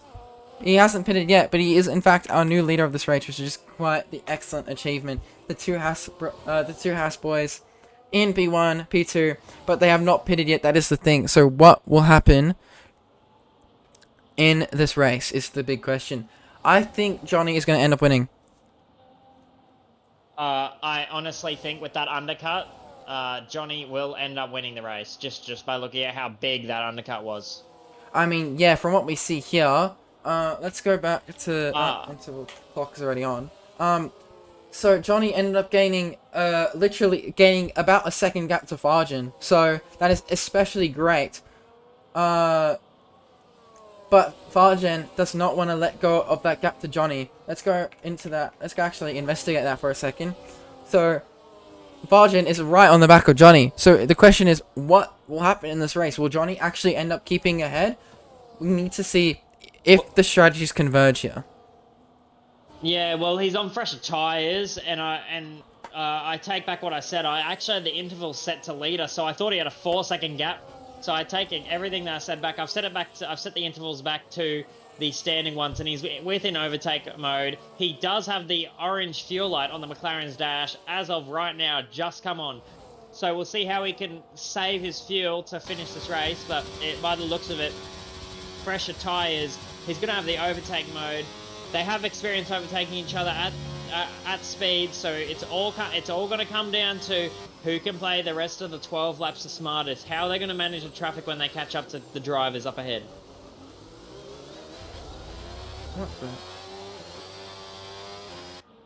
The only person not to pit, I believe, is Slushy as well, so this will be really awesome to see if they can catch him. It's a 3-second gap, but we'll have a look at the pit stops real quick. And I'll list them out for you as... Yeah. Slushy is the only one not to pit right now. And I believe the Cadillac is also the only one not to pit as well. RJ, coming back from last position after getting the wing damage, is up to P13, so he will be looking to score points. I don't know if he has to pit again, but it will be the Cadillac and Mitchell and Slushy that have not pitted, so we've got to keep that all in mind. And I believe we are on board with the McLaren that is actually losing time to the car ahead. Without that overtake mode or without that attacking power, he is actually losing time to the Alpine and Johnny. So is he walking away? Is Noah is going to be sitting in his chair. He's going to have his glass of water. He's going to be trembling so hard right now, thinking his driver is going to win this race, or is it going to be stopped by the McLaren? Sorry, if you could just keep commentating really quickly. Yeah, no, that's all good. I have a feeling if Noah would love to come in and you have a quick interview about how he's feeling about his driver right now while we have a limited action on track, that would be perfect. If Noah would love to jump in here as he is in the chat, we'll get an interview going. But they are catching up, and I'm gonna pay attention. I'm gonna commentate for you for Slushy. Slushy is not pitting. He is still on the hards. He still has a long way to go. As Honey says, he will come in for an interview, so we will see Honey coming in for an interview in the moment of time. Let's hope that this Alpine has the reliability of the Mercedes and not the Merc as a Merc engine, not the Alpine from last season.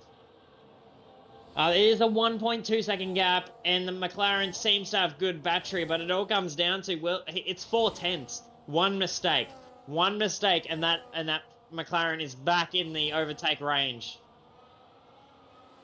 So, yeah, Noah is on the edge of his seat right now. He's on the edge of his seat so hard that he can't even join the VC in about 5 seconds. The gap to leader, I actually have the gap to leader up, and it is 1 second gap to leader, and then 1.2 seconds from the McLaren to the Alpine. The Haas will become traffic, and he is not getting he will not get blue flagged, so he can hold up the Alpine. He can change the outcome of this race, so keep an eye out for that one. He can change the outcome of this race. We are on board with the leader right now. I believe my co-commentator that is running it has appeared for a very short amount of time, so you're just going to be stuck on the broadcast of the Haas driver as the Alpine is really closing up to the back. If you want to put on board, as I hear my partner is back as Johnny overtakes the Alpine, if you would like to put him straight on board, unless Noah is in for the interview yet. Noah is in for an interview. So Noah, as your driver gets around this lap traffic with ease, how do you feel? So I'm scared. As he said, yeah, I'm definitely on the edge of my seat, but no, it's good to see the pace he's got. Obviously, unfortunate with Falcon with the early damage he got, but hopefully he can recover as best as he can. Now, I'd He like to seems to be scare you right in the now. pace, I'd but- like to scare you. I'm sorry for cutting Yeah, you. But the no, you've McLaren definitely just got done a the good job. fastest lap, and the McLaren should have overtake mode. Yes, obviously, yeah, one lap difference there. Slushy on those 12 laps old's hard, so definitely going to be a fight to the end with these two. Potentially, obviously, Slushy as well towards the end of it. So Yeah, well, it'll Slushy definitely actually be a hasn't good pitted one. yet. Slushy and the Yeah. Cadillac have not pitted yet. They should not be in this battle, but they are because of their pit stop strategy. So, is this coming down to the question of how much will the Haas hold up the McLaren? So oh, it is a big hold up. Are you cheering? Are you cheering on the Haas team? How much did you pay them this time? Whoa. Yeah. God for my own team here. I mean, I'll tell you what, he's got Slushy going slowly down the order there, but as Josh gets past. But no, Johnny's definitely got the pace. He obviously definitely had the pace to win the sprint. Obviously, a little bit lucky on that last corner, but still got a podium in the end. So, Now let me still scare happy you with a that bit. result. Let me scare you a bit not now. again. Oh no. The rain isn't coming, so no Sochi 21 in Imola, but they are within a overtake mode of each other. What a reference to last week.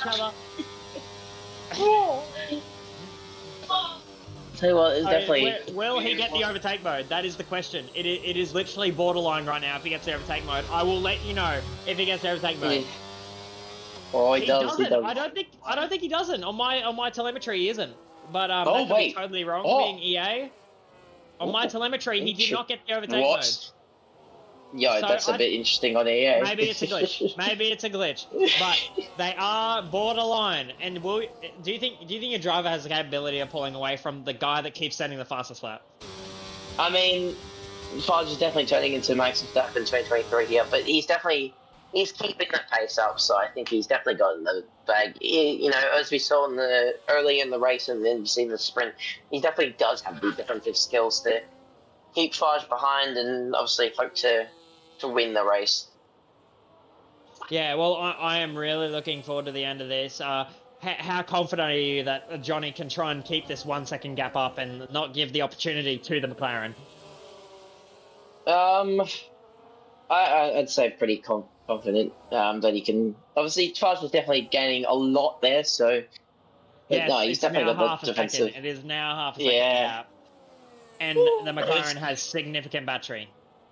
Yeah, it is definitely scary a little bit. So, but I think from your guys' POV, it is definitely going to be quite the battle to watch for the next 8 or so laps. So, I'm gonna love talking about it as well. It's gonna be like, I mean, if it rains at the end, it might just be like getting overtaken because you're doing 10 seconds lap slower at Imola. But it's pretty awesome. But as we go into the braking zone of the final chicane, it is now 6/10 the gap, and I am well and truly sure that he has overtake mode. It has now come up on my telemetry that he has overtake mode. It is now 8/10 the gap, so it is getting pretty interesting. Do you have anything to take of any other drivers this race before I let you go? I'll tell you what. Slushy, obviously, with that opposite strategy, he's definitely out there putting the pace, and obviously hasn't made a stop yet. So I would imagine he's be coming in next couple laps at best. If not, then it's probably a lot more time lost. But I think he's definitely got the pace there. But I think, yeah, that's really obviously, yeah, Farge as well. A little bit, out of the blue, just a tiny bit. Other than that, not really any much. I tell you what, Daniel Rock's there somehow sneaking into P6, doing very good for his own division. So probably one of the best reserve races he's had as a reserve. So. Now, unfortunately, I'm going to have to kick you out of the comms box as I don't want you to get too spicy while we're in the live comms box as your driver is getting chased down. He's running away like he's prey right now.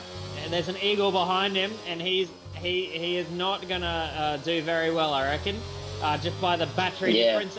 But it will come down to the line. Do not write this Alpine off. He has beautiful 1-lap pace, and you've definitely picked up a good driver in the signings. But we are heading down into that chicane. I will see you later, I'm sure, tomorrow. But let's get back to commentating this battle that is just heating up. Yes, I will leave you lads to it. Have a rest. Good evening. Thank you. Okay, we're out with the Bottler 3000 from Imola, and we are in with Johnny that will not do the same thing.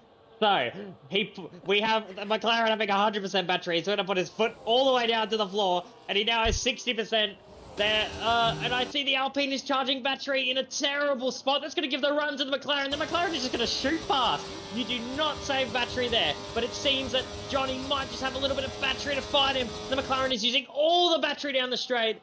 He's going to brake really late, try and go around the outside. Will he make the move stick? They're going side by side, and he's ahead.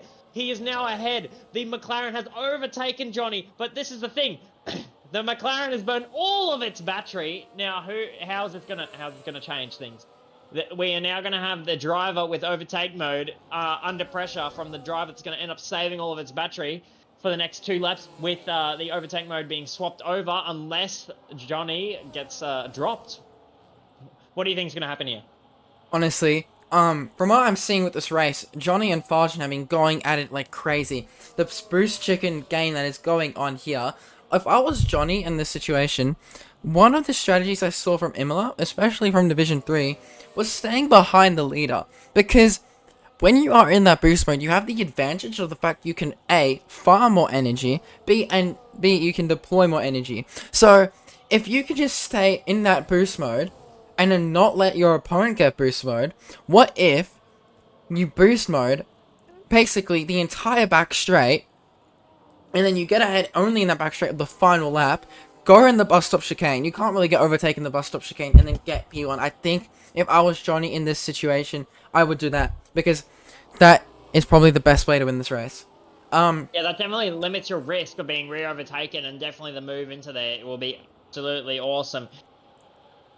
But we're gonna have a look at Honey. I think I just heard Toto Wolff absolutely slam his desk from the Alpine garage because he is mad that this McLaren has overtaken the dominance of Johnny. But as we look again, Johnny has got the run on the McLaren. Will he try and go around the outside? They side by side. The McLaren holds the inside line and holds it. So will the Alpine is still attacking his rear. But I'm hearing what to... Oh, he dives down the inside. I'm hearing, do not destroy the car from Honey over the comms. I can hear him from the comms box. It's absolutely ridiculous. They're going side by side. The battling is really spicy. Johnny almost runs into the gravel and holds it. His battling is spicy. We're just seeing how good these Division 2 drivers are. They are so aggressive. They want to get in... They're in this spot where they're so fast, where they can't be in Div 3, but they are not, but they just might not have the best racecraft, they might not have the best qualifying time, and might not have the best racing times to be in Div 1. So what you get are these really aggressive, quite fast drivers that are all basically the same skill level, and then as this race goes on, we see them get divided into these random pockets where you have Farjan and Johnny just battling it out, and then you have Jazzy just completely out of that spot right now as Johnny gets that overtake done going into the bus stop chicane. I mean, and it looked, yeah, it looked like that he was recharging his battery a little bit too much, and the Alpine was caught off guard and has given boost mode to the McLaren. But because of that, the Alpine actually has way more battery. So this might be the unevenness that that Johnny needs. He needs that extra battery. He's clearly got a little bit less pace due to his older tyres. He's saving battery in the worst spot again. And you just got to get the McLaren. It's got the slipstream now. As you can see, if he stopped saving battery up a Rouge, then he would have the battery to get the run, because it's just not going to end well. He's going to have that big pace deficit, and the McLaren is alongside him again. He's going to go around the outside. He's on the inside now, and it goes back to the inside corner. I'm so sorry. There's so much going on here. I'm trying to rush the words out. But then we got the Alpine that just gives up the position. There is so much battling. that's happening right now. I can hear thuds from the garage behind me of the Alpine, and he's just like, "Why did you lose the position over the comms?" And it is absolutely crazy. It's heating up, and the McLaren team looks really chill from the pit wall. I mean, this McLaren team has been waiting for a win for the six races times 5, because I mean 4 divisions, so basically 24 races. They've been waiting 24 races, ignoring sprint races, for a win for McLaren. And if they can get it tonight, they will be very happy with the result. But as we continue on now, Fargen is on the lead. He has fresher tyres. Well, only one lap fresher tyres, but nonetheless, he has fresher tyres. He has, but he actually doesn't have his battery, it looks like, from here. Johnny has a bit of a battery advantage, it looks like. But Johnny does get ahead in that bus stop chicane. Oh, bit of riding that curb a little bit too much. We are seeing that happen a little bit. Going into turn 1, saving a bit of battery for that long straight. Let's see how much battery they have. Oh no, Fargen has 20% more. This is not the place you want to be at if you are Johnny. If your opponent has 20% more battery than you, that is not ideal by any means. But we'll see as we get into the straight. Oh my goodness, Fargen has 10% battery left to play with, but will he get through the overtake? At the overspeed. Oh my days. The oh, the Alpine dives. Holy, that was a crazy dive. I did not expect that. That they are still side by side. This is amazing racing. This is peak rush. This is from Div 2. So what do you expect from Div 1? Even better racing. So if we're getting this racing in Div 2, expect a Div 3 and Div 4 tomorrow. You need to tune in for this. This is probably one of the best divisions to pay attention to. Other than Division 3. Division 3 is the best division. But this is absolutely amazing racing from what we're seeing here between Fargen and Johnny. The fact that these guys are getting so close wheel to wheel and no one's out yet. That is fantastic. Compared to last season Division 2, lots of people were clashing wheels. Lots of people were DNFing, which is not what you want to see. Especially as viewers going into these different Grand Prix. But continuing on, Daniel and Sick Party are wheel to wheel. Oh my god, Sick Party's in the gravel. Sick Party is on the grass in the gravel. Daniel Rocks and Banguse has finally overtaken Sick Party. It's taken quite a few laps, but we've been on that battle for quite a bit. Daniel Rocks has finally done it. Daniel Rocks is in P5, and he's going to try hunt down Trooper within these last few laps. I don't think he'll be able to. I think the real challenge for Daniel Rocks is, can he withstand the entire back row? Look at this. So you have Sick Party, Winter, Slushy, Mitchell and Patrick and Huddy just like kind of all within 5 seconds of each other. So what if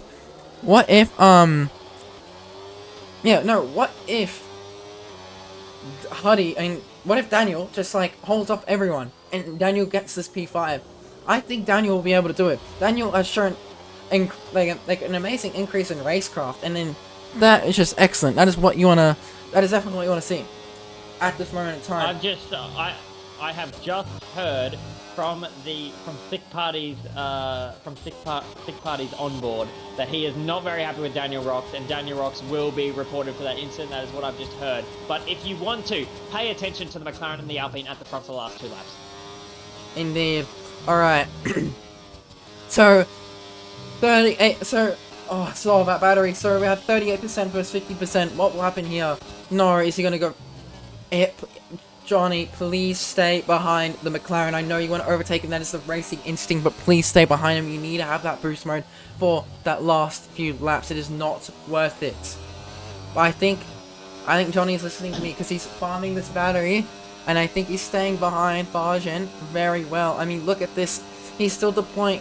He's barely deploying any battery, but he has such a overspeed on Fargen. And he's slowing down here. I think he's wanting to save a bit of battery. They're both actually farming battery here. Lifting off the gas. Going into the corner. Almost at 100% battery for Johnny. Boost mode on. What will happen here is the question. Going into turn 1. And he's farming a lot of battery. Let's see the battery differences now. They're both at 100%, but that overtake mode is what matters here. That is the biggest differentiator in who will actually end up winning this race. So we're gonna head into... Oh, yep, go. Sorry, I tell you what. The reason that they are being so easily overtaken is because they're not burning Upper Rouge. They're losing too much momentum, and that is just giving the line to the Alpine. That the momentum losing, burning Upper Rouge. You got to time it right. You got to use it as a speed boost going up the hill. Otherwise, you're just wasting it. Yeah, you burn a bit more battery, but that's where all your momentum is. You're going up the hill. You need to push up the hill. If you got your battery on none, you're not going anywhere. It's like you're in an old 79 Cruiser. You can't go uphill. You're just going to roll backwards. You need that extra power. So we really got to think about how this final lap, as we're on the penultimate, is going to play out. We have Johnny that's trying to save every inch of his battery. We have a McLaren literally had the exact same amount of battery, and he is just saving. We're going to see how this goes through to the bus stop chicane. Who's going to make the move? Are we going to see it on the last lap, or is it going to be last lap, last corner, too wide? This race has been heating up, and if you just want to pay attention to the gap behind, it is 10.3 seconds. They have been constantly battling. 10.3 seconds to the car behind. I just know it's exhausting for Johnny and Fartini. I mean, Sonny, maybe you can talk about it from your experiences of Imola, but this looks exhausting. Constantly having someone within 2/10 of you, and then you need to somehow win the race while doing that. That just seems awful. But now we're on the final lap. Would you like to take it away? Yes, I'd love to take it away. 60% on the McLaren, and he starts saving his battery. He clearly looks like he's lifting. I wish the telemetry was working, as Honey said in the chat. And at the moment, Honey has one step on. He's almost at the top side of the podium, but it just really depends. How will this Alpine use his battery? I don't know how he's using it right now because I can't see the flashing light, but the McLaren has 30% battery. He's on his tail. They're going to go side by side. How much battery? They're on matching battery going down the straight. The Alpine is almost putting him on the grass. Will they go around the outside? The McLaren goes around the outside. He holds the line. They're going side by side. The McLaren is ahead. The McLaren is ahead. Can he hold his position? He needs to save his battery. He needs to save his battery. He needs to save his battery. This McLaren has the chance to win for the first time. He gets a big snap of oversteer. The Alpine, and I'm just looking at the McLaren's dash. It is low on fuel. The Alpine is all over the back, but he has low battery. They need to start saving battery for the last straight. They really need, as the Alpine runs off the track. The McLaren is saving battery, but the Alpine is having none of it. He says, stop. Oh, no! As the Alpine hits the back of the McLaren and spins around. Too aggressive. I just heard something shatter from the Alpine pit wall. Something just broke. I think I hear Honey. He's like, not again, not like Imola. I think he's lost it, but the Alpine's out of battery. He can do nothing. This has just handed the win straight to the McLaren. The McLaren is definitely not at fault. We might see this in the tickets. This is bottle Alpine. Alpine the bottle is right now, and that is very unfortunate. We got Imola, now we got Belgium. Can they spin it around for the next round? As we go across the line, and the McLaren wins. The McLaren haven't won in ages. How will this go down? Is McLaren going to be one of the top contenders for the rest of the season? Yeah, can we talk about that? This is the first win for McLaren this season. This is an excellent performance. The McLaren team boss will be very happy with that one. But now we're going to see all these drivers come out of that very slow bus stop chicane down to the line. Then I have Daniel Roczen fourth. What a performance. Let's actually look at that. So we're going to have Daniel Roczen making up 4 positions. Slushy making up 8. Sick Party making up 3 after his accident. Bangy's making up 4 positions. Jazzy going down 5 positions. Mitchell making up 10. Huddy making up 2. Patrick going down 1. Winter going down 6. It's like showing the qualifying issues that Winter might have. Kev going down 8 positions. RJ going up 6 positions. Kruder going up 2 positions. Breadman going down 9 positions. Tasio going down 3 positions. Bar Champion staying in the same position. Falcon going up 2 positions. Connor going down 4 positions. Not ideal if you are the Audi team boss today. Yeah, Audi has really suffered, and we all thought that the pace was there. So hopefully we do have coming from Audi right now. We do have Sunny Ray himself. I hear he's really really bad at. Sorry, ignore that. Really, really bad at Spa. But we'll have a look at that. And we have Kevin tomorrow. But we have Filthy on the grid. So Filthy has extreme pace around Spa. So if you want to tune in for tomorrow, I'd have a check at Kevin versus Filthy. That is who I think will be racing for the top step of the podium tomorrow. I mean, that is the big question. However, we now get to see the podium. Cooper Trooper, I got his call right. I said he was getting third, he got third. Johnny, I thought he was getting first, he didn't get first. So, I kind of got the first two swapped around, but then Cooper Trooper I got right, so I like my race prediction. So, that works well. Alright, so now we're going to move on to interviews. Let's get these individuals into the lobby. Yeah.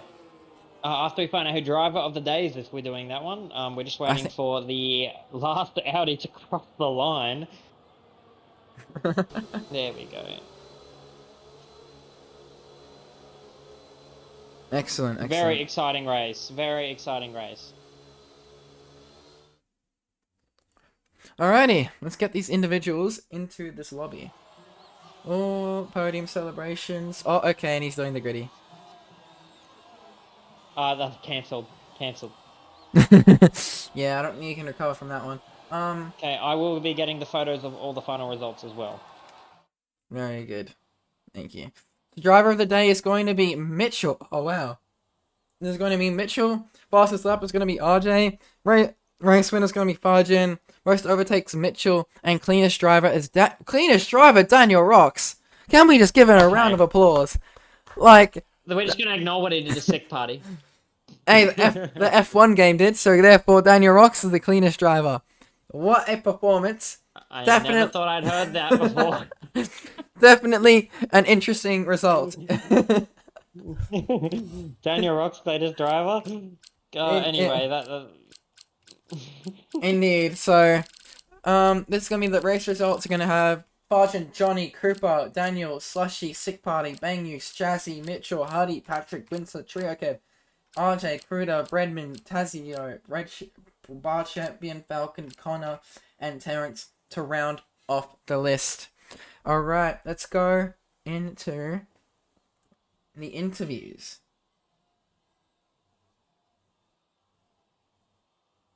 And we just have a quick report from Daniel Rock. So he was paying EA for that in the chat. He was paying for that. You know what? I don't blame him. Yep, he paid for that cleanest driver, but we move. As soon as everyone's in the interview box, we'll start away with these interviews. I'm very excited to congratulate these drivers and hopefully Alpine bottom last forever.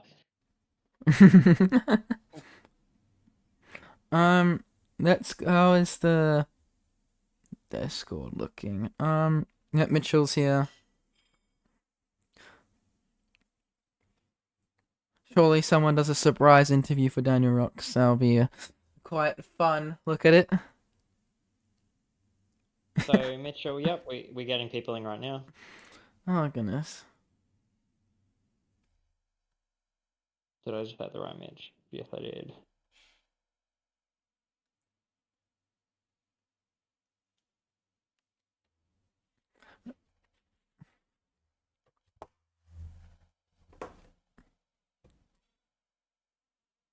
Alright,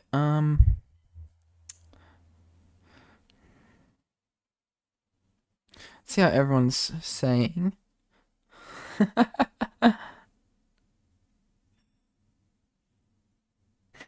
Daniel Rock's cleanest driver. Oh, that is a strange sight to see, indeed.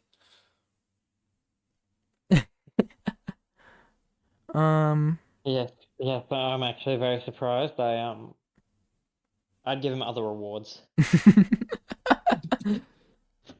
Definitely a great result to see from the big D Rocks.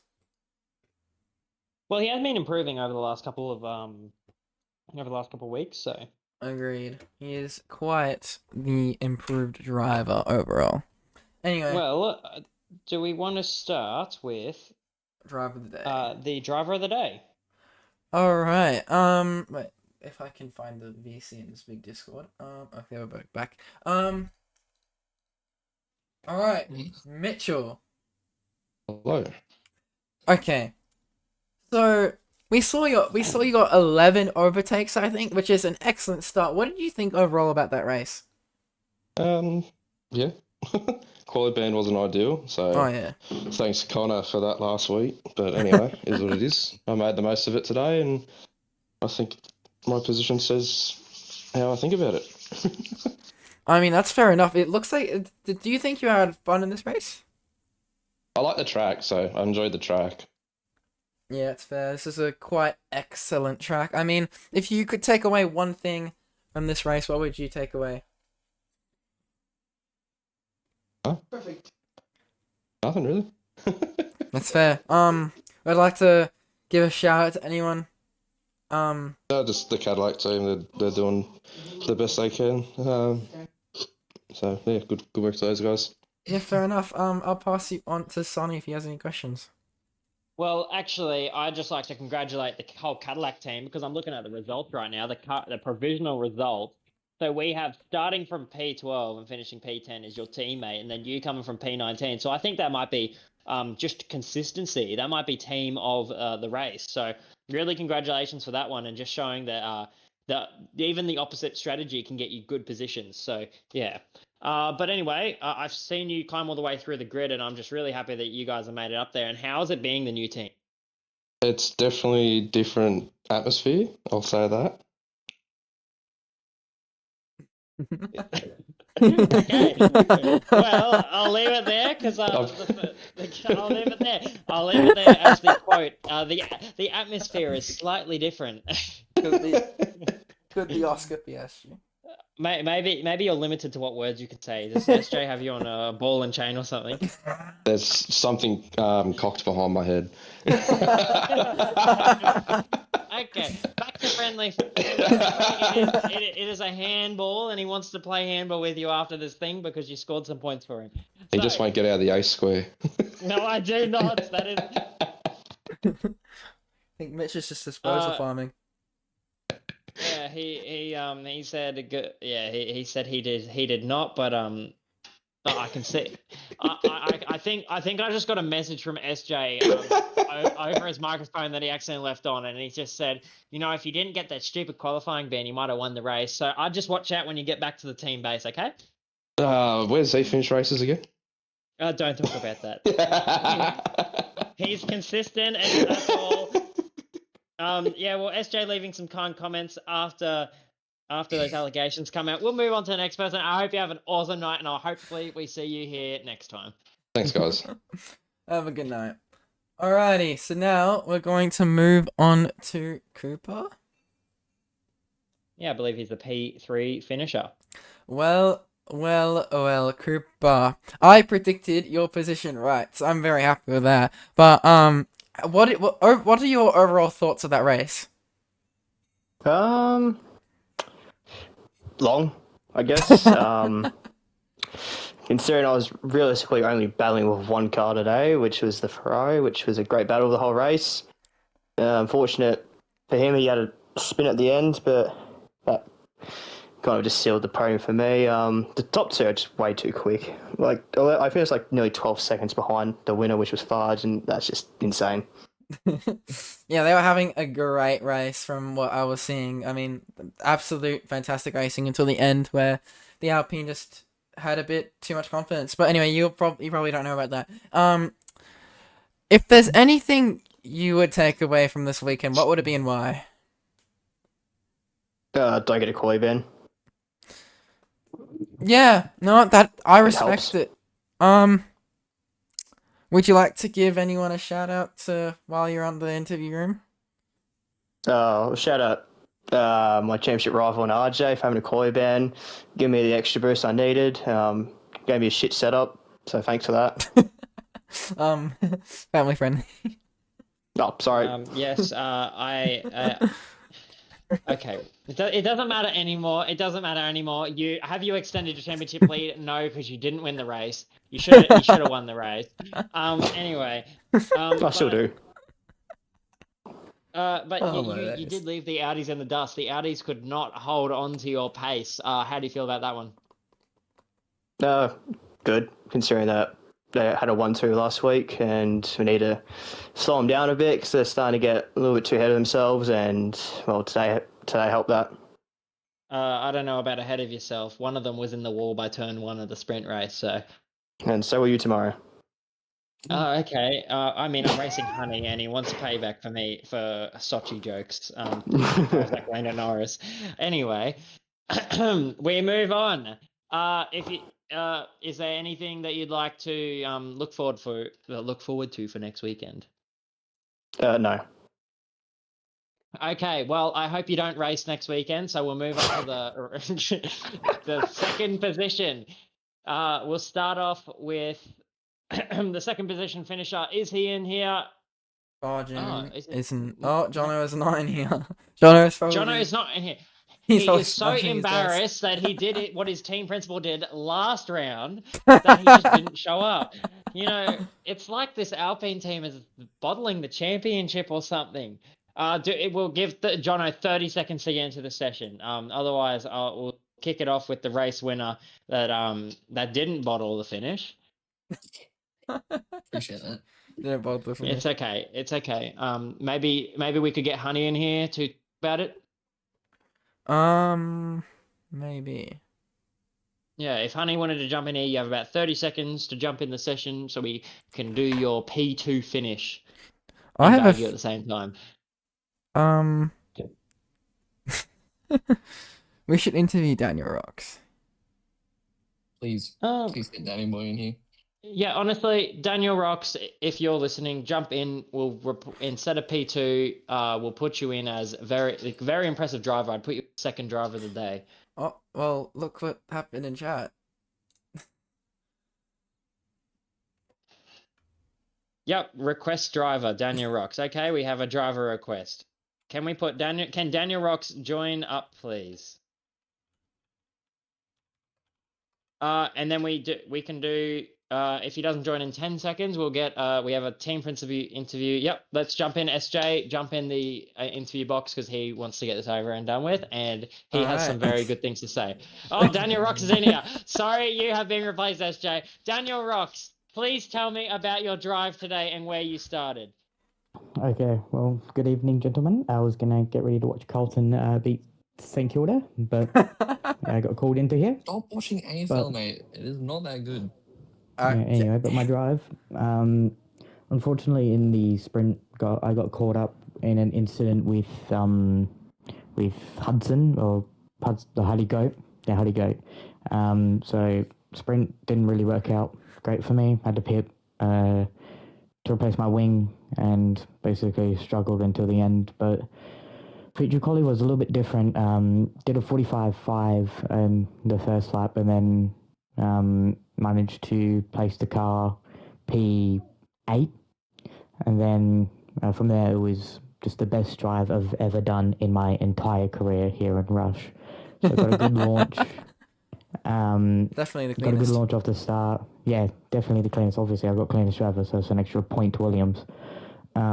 So yeah, got a good launch, and then basically just stuck with the pack.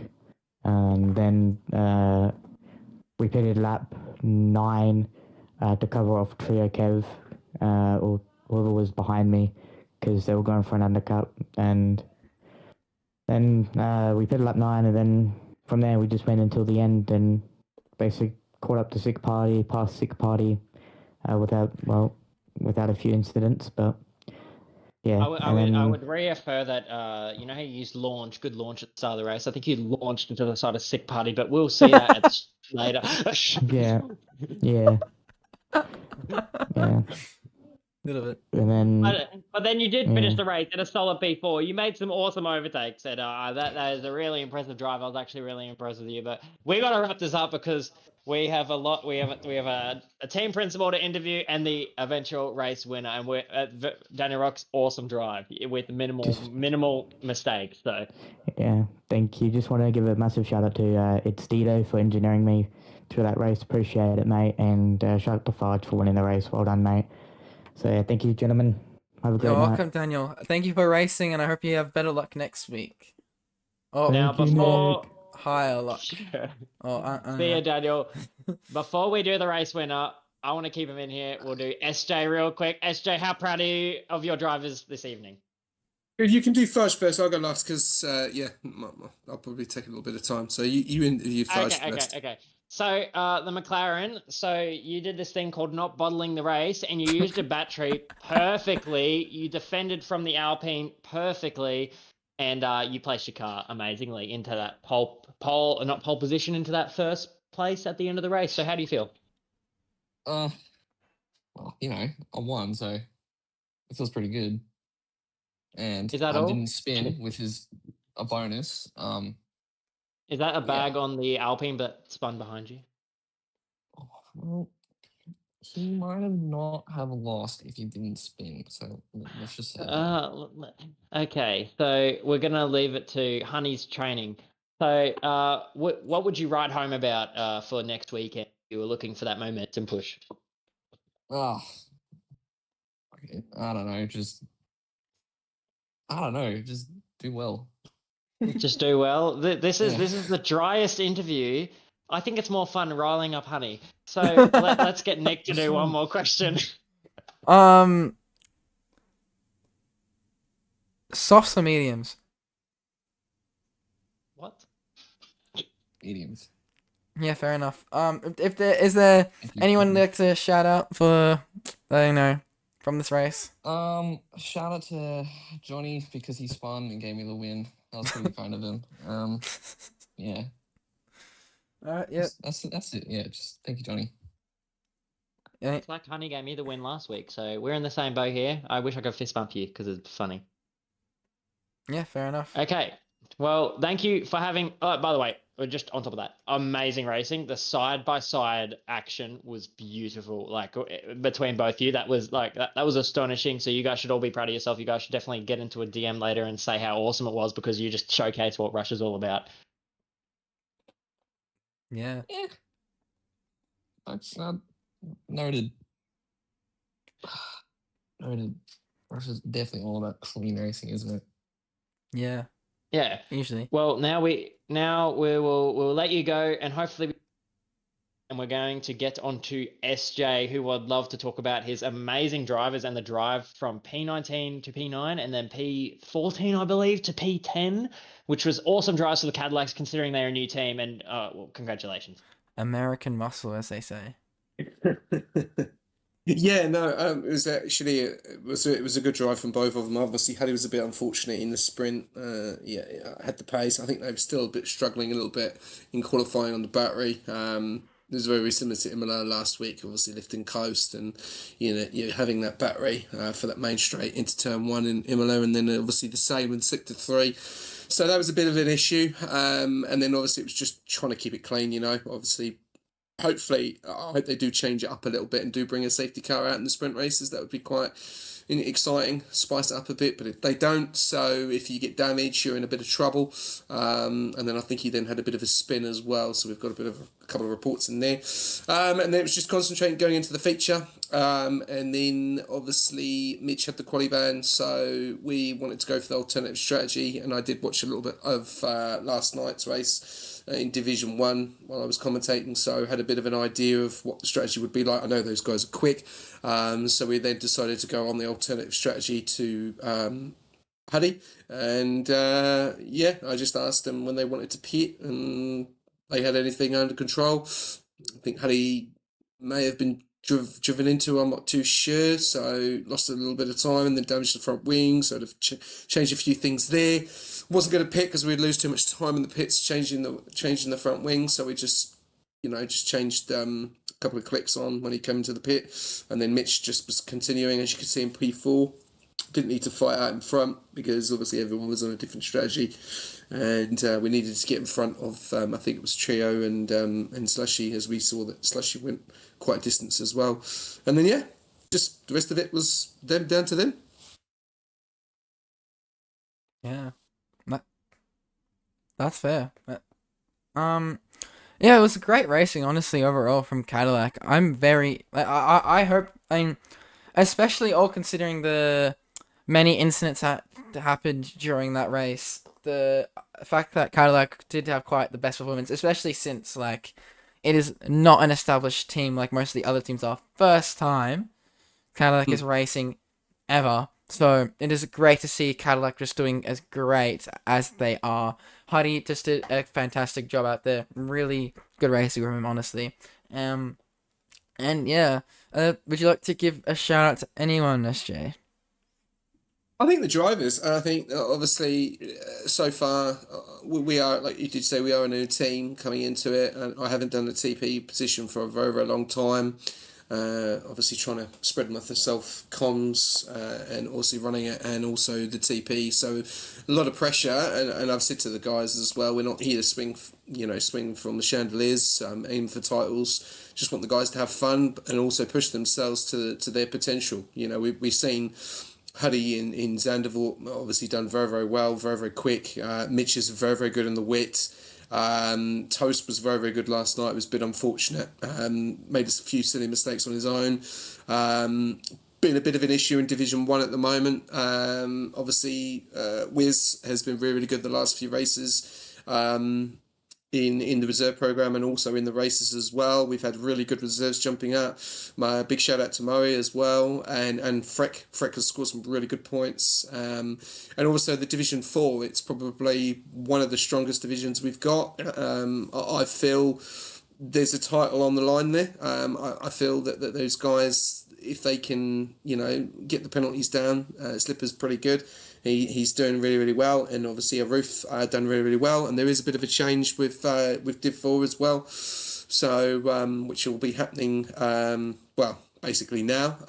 So there will be a new driver in that seat. Audi Motor has gone to reserve, unfortunately, due to a few issues that he's had in his life, which is fair enough. I think we know this is a computer game, and life comes first, which I understand. And he's done a great job with Cadillac.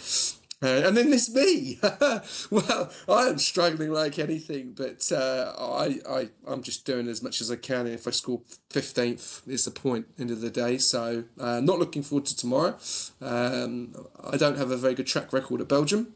So yeah, we'll do what we can. But yeah, like I said, the guys, I've said to them all the time, not put too much pressure on them. Just finish the race. You can't score points if you're in a wall.